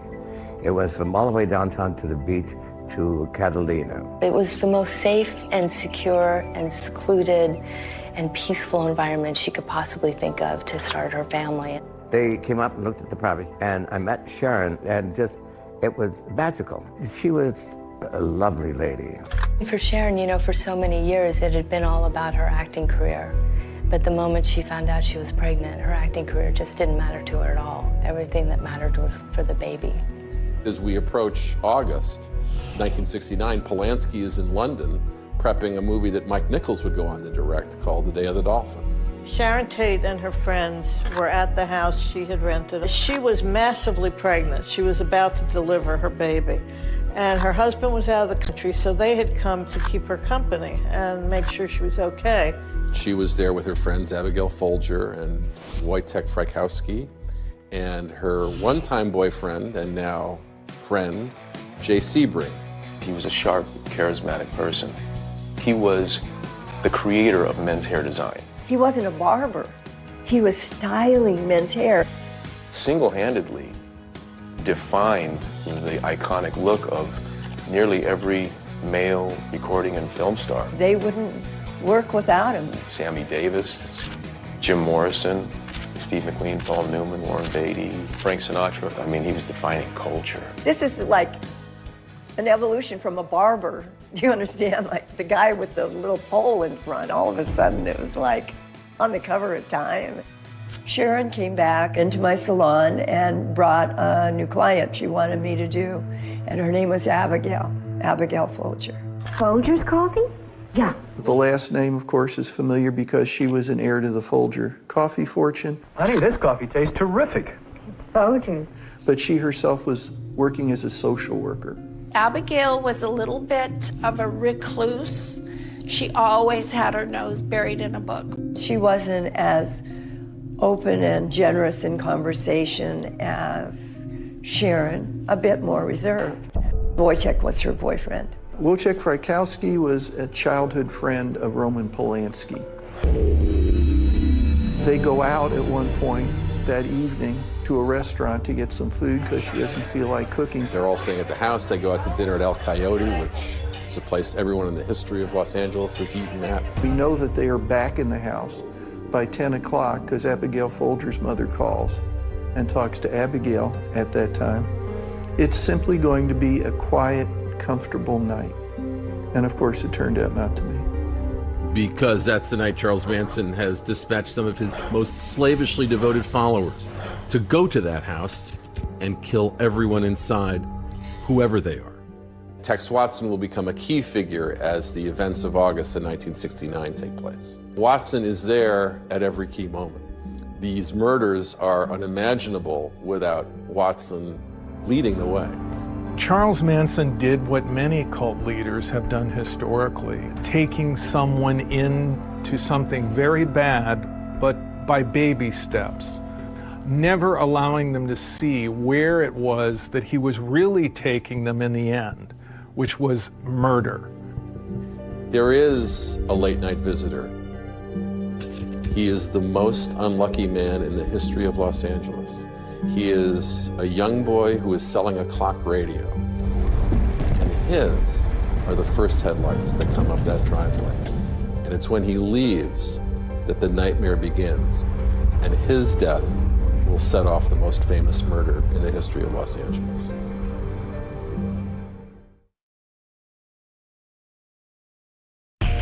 I'm a convict. I'm an outlaw. I'm not a Sunday school teacher. Hello. This glamorous young actress, Sharon Tate. Well, hello there. And 4 other people at this Hollywood hideaway.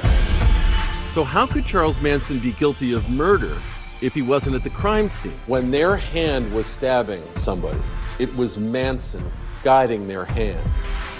And just this week, one of those women, Leslie Van Houten, was released from prison. Major headline in a notorious case. Charles Manson follower Leslie Van Houten, convicted of killing 2 people back in 1969. She served a 53-year sentence. Manson would tell their story on national TV to Diane Sawyer, and the world would hear a madman. If you're going to do something, do it well. Leave a sign to let the world know that you were there. Have a good day. Manson was a classic cult leader, a charismatic personality that became an object of worship to his followers. He draws these people to him, and he tells them they're beautiful, they're wonderful. Manson used drugs, so he could suggest things to people in states of altered consciousness.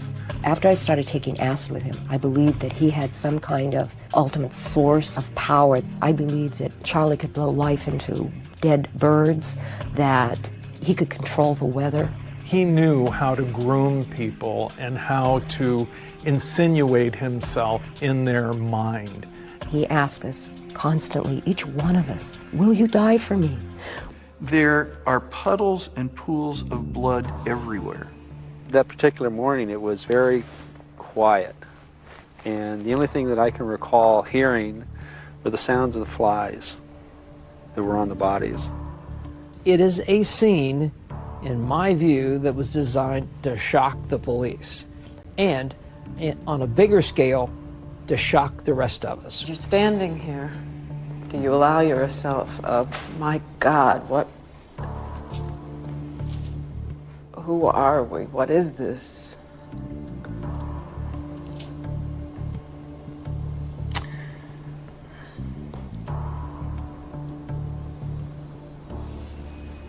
It's tough. It's tough. All right, now let's go, one at a time. So the police, when they arrive and they see all these bodies at the house, the first person they want to talk to is the caretaker. So I got up, and there was a police officer pointing a pistol at me, and he grabbed me, he handcuffed me. I kept saying, "What's wrong?" And he said, "Shut up." The only suspect, a caretaker, 19-year-old William Garrettson, was released yesterday for lack of evidence. What time was it released? 20 minutes ago. Now, without a suspect, the Los Angeles Police Department must start all over again. I was a young reporter at the Associated Press in August of 1969, and I had been assigned that day to go out to Orange County Airport to meet President Nixon. He landed, I called in, I said, "The president has landed," and they said, "Forget the president. There's a much bigger story going on." I was there the day after the killings, covering the story for ABC News. The latest in the case from ABC's Dick Shoemaker in Los Angeles. Police officers say the department already has given out... Let me do that again. Police officers say the department already has given out too much information about the mass murders. My initial reaction was basically, this is one weird killing. There were a lot of rumors that it was a satanic cult had done this, and all sorts of rumors. And they were focused on Polanski and the fact that he had just done the movie Rosemary's Baby, which involved Satanism and a woman who was pregnant. It was just eerie.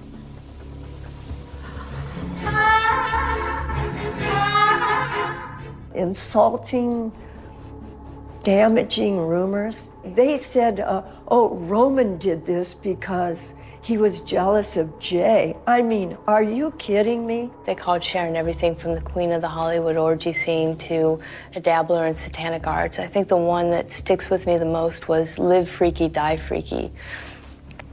Basically, by saying that, they blame the victims for their own murders. The victim of one grisly addition to this year's crime statistics was buried today. Sharon Tate, a movie career just beginning.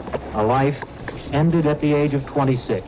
Their son was given the name of each of his grandfathers and was buried with Sharon.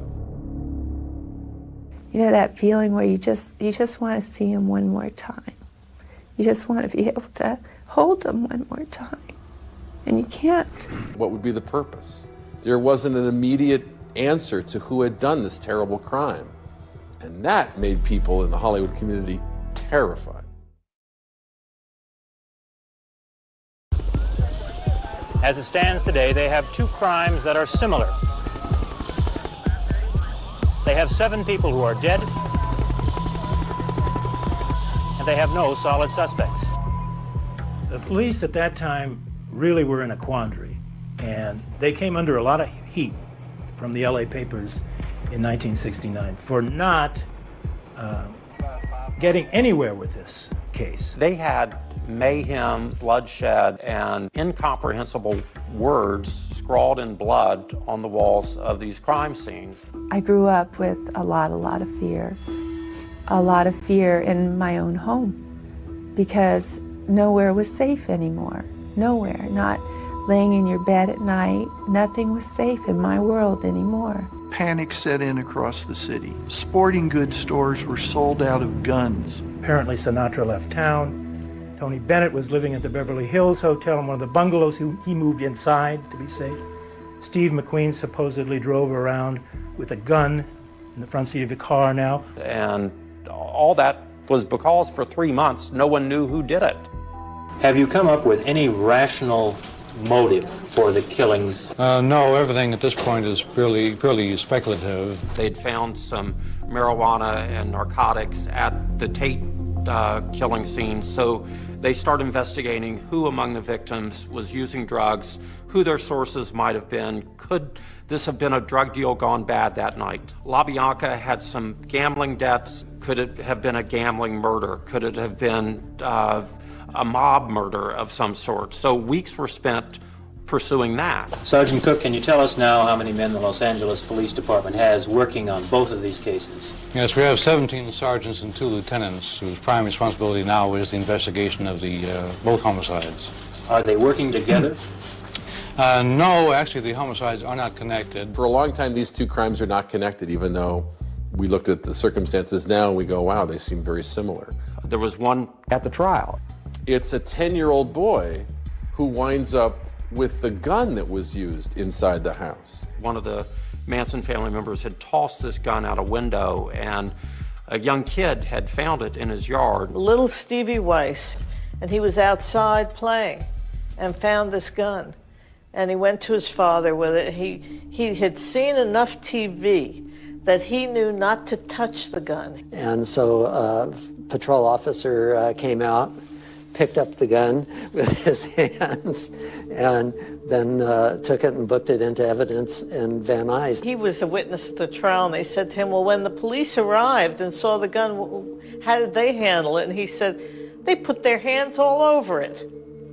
He was very annoyed. And then it takes forever for the LAPD to realize that it is the gun that's used, you know, at the Tate home. And another killing, a musician who lived in the Santa Monica Mountains. He too brutally stabbed, the words "political piggy" scrawled on the wall. There was another mistake. There was a musician named Gary Hinman who was killed out in Malibu shortly before the Tate LaBianca killings. And Manson was one of the murderers there. And unfortunately, Malibu was in the LA Sheriff's jurisdiction. The day after the Tate murders, the investigators of the Hinman murder come to Los Angeles, and they're trying to talk to the officers involved in the Tate investigation to say, I think maybe there's a link here. They never get the opportunity to do that. They're told, no, we're pretty certain that this murder is going to be drug-related, and they're sent away. But then, after all this fumbling around by the Los Angeles Police Department, they get this amazing break. Today, warrants have been issued for the arrest of 3 individuals in connection with the murders of Sharon Tate. We're about to see what evil looks like in the face of Charles Manson on the cover of Life magazine. And that is how 1969 will end. But that's just the beginning.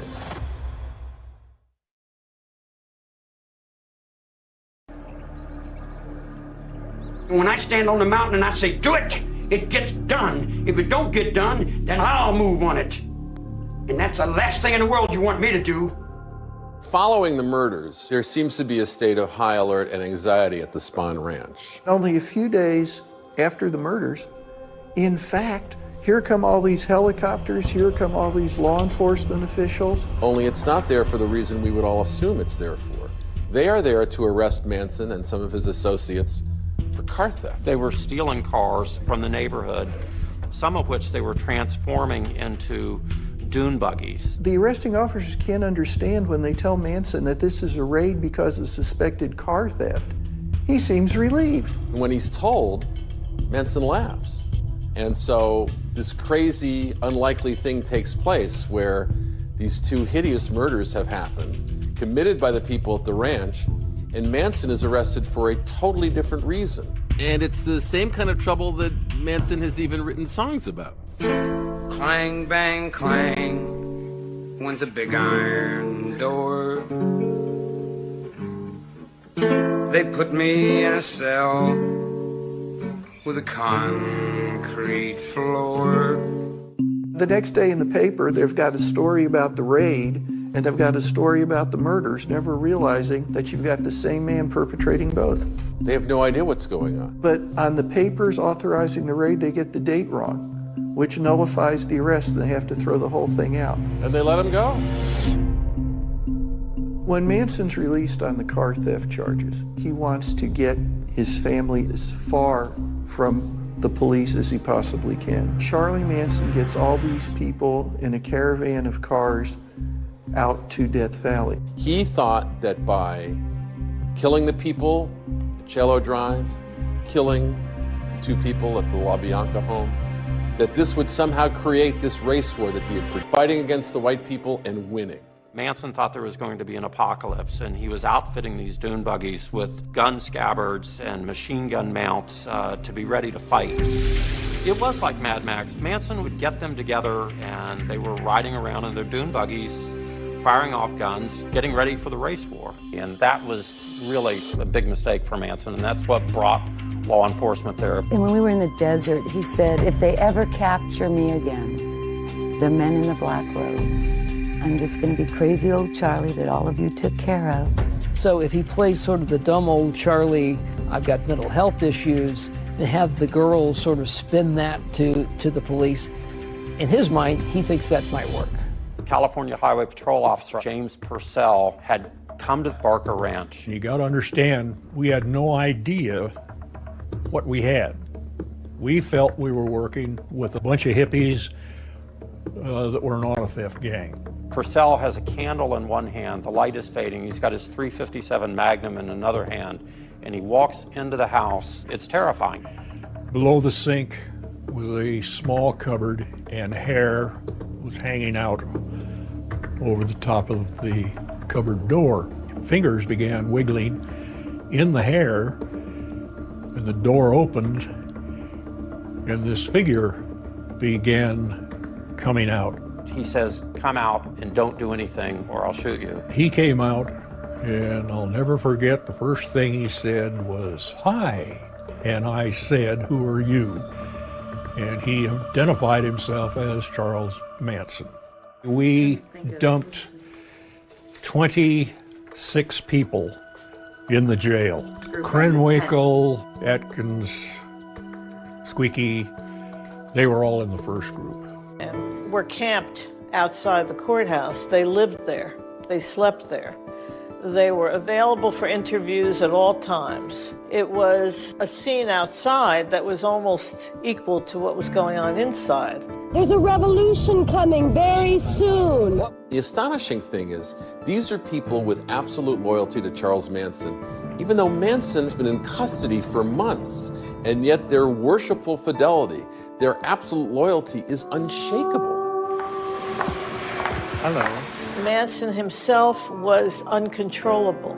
At one point, he leaped across the counsel table at the judge with a pencil in his hand, screaming, "Someone should cut your head off, old man." And a bailiff tackled him in midair as he was heading towards the judge. And what we heard was that after that incident, that the judge started carrying a revolver.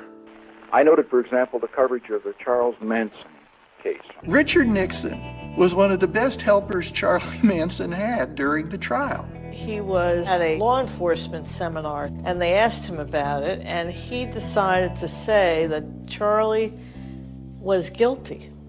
Here is a man who was guilty, directly or indirectly, of 8 murders without reason. That became a huge story, huge headline. One of the defense attorneys had slipped Manson a newspaper.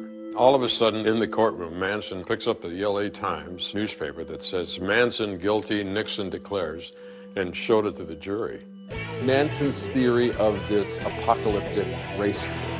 And I told the jury that when the words helter skelter were found printed in blood at the murder scene, this was tantamount to Manson's fingerprints being found at the scene. When Bugliosi did this, helter skelter, he was able then to quantify the type of hold that Manson had over his followers. If Manson can get them to believe the Beatles are telling them a race war is coming, is it such a huge step that Manson would get them to believe it was their idea to go out and murder people? That was, I think, the genius of the whole Helter Skelter presentation. Today in court, the prosecution's key witness, Linda Kasabian, continued to testify. Linda Kasabian had been the driver on both the night of August 9th and the night of August 10th. We granted Linda Kasabian immunity, so she was our star witness. She was an accomplice. She was equally guilty. She saw everything. She didn't physically kill anyone. And had he not had her, Bugliosi might have lost the case because there was no one else that could give an eyewitness account. She said that she was outside on the lawn. Frykowski is who she was referring to. She said a man came toward me and he was bleeding and he had been stabbed, and I said to myself, "Oh God, make this stop." Manson stared at Mrs. Kasabian and said, "You have lied 3 times. The next lie, number 4, will harm you." One of the attorneys is Ronald Hughes. He's Leslie Van Houten's attorney. Hughes started to really represent Van Houten and tried to split her off from the others. Manson didn't care anything about the women. He wanted all the defense attorneys to represent him. Manson specifically told the women to testify that he had nothing to do with the murders. And the attorneys realized that their clients were doing what Manson told them to do, as opposed to what was in their best interest. For one of the women to have a lawyer who was saying, you don't have to be part of this anymore, that was very threatening. Manson pointed across the council table, and Ronald Hughes sat right beside me, so I saw this. Manson pointed at him and glared at him and said, "Attorney, I don't want to ever see you in this courtroom again." And we never saw him again. And his body was found 6 months later, but it was so badly decomposed that we could never tell the cause of death. It was found under a rock that had fallen on him or pushed on him or whatever. It sure looks like someone did him in. And then several years later, a former member of Manson's family called me wanting to remain anonymous and said that Hughes was murdered by the Manson family. Others say the death of Ronald Hughes was just a tragic accident. No one was ever charged in connection with his death. Hughes, I think the district attorney killed him. Because he was the only lawyer we had that was worth anything. He was the only one that was doing anything for us. You know, I think someone pushed him off a cliff. The jurors were out for 9 days. The prosecuting attorney would note that as the jury came in, before the verdict was read, he could see the hands of the big, scary Charles Manson shaking like a leaf. The jury today found all 4 defendants guilty of first-degree murder and conspiracy in the deaths a year and a half ago of Sharon Tate, the actress, and 4 other persons at her home, and the killing of 2 other persons 2 nights later. They are ultimately convicted of all of the murder charges and are sentenced to death. The green room will make anybody terrified. Death, for once, was looking at Manson.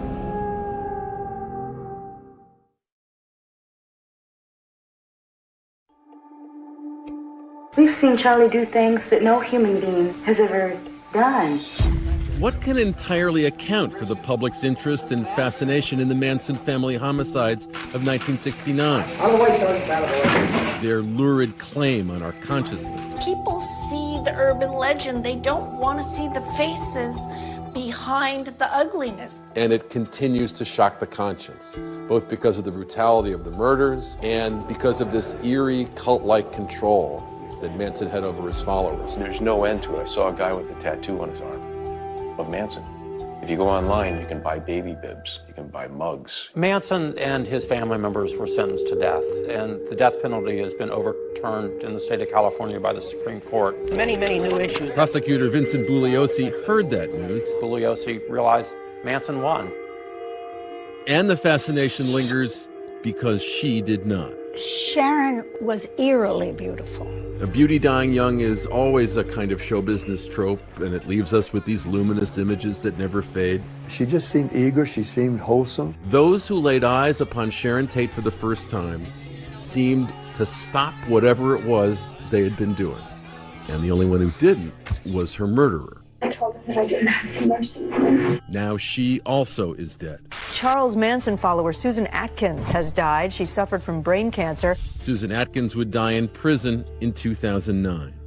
Others of Manson's ex-followers, their lives destroyed by Manson, their identities reclaimed during their prison time, continue to serve life sentences. Tex Watson's fathered 4 kids while in prison. Tex Watson remains in prison and will for the rest of his life. But after spending more than a half-century behind bars, Leslie Van Houten was released from prison on July 11th, 2023, over the objections of her victim survivors. She had joined the Manson family at age 19. She's now in her 70s. Patricia Krenwinkel is now California's longest incarcerated female inmate. I only did what Charlie wanted. That was the whole thing. You have to know every part of it. And to know you know it is to know it. And Squeaky Fromm tried to kill a president.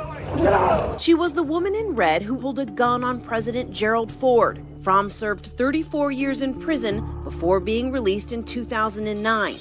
We turn next tonight to the death of Charles Manson, one of the most notorious mass murderers in America. The life of Charles Manson ended in a hospital somewhere near Bakersfield, California on November 19th, 2017. The cause of death was listed as natural. He was 83. He had been transferred to this hospital from the California State Prison, Corcoran. The reason why he lingers in our minds is because the face of Sharon Tate lingers in our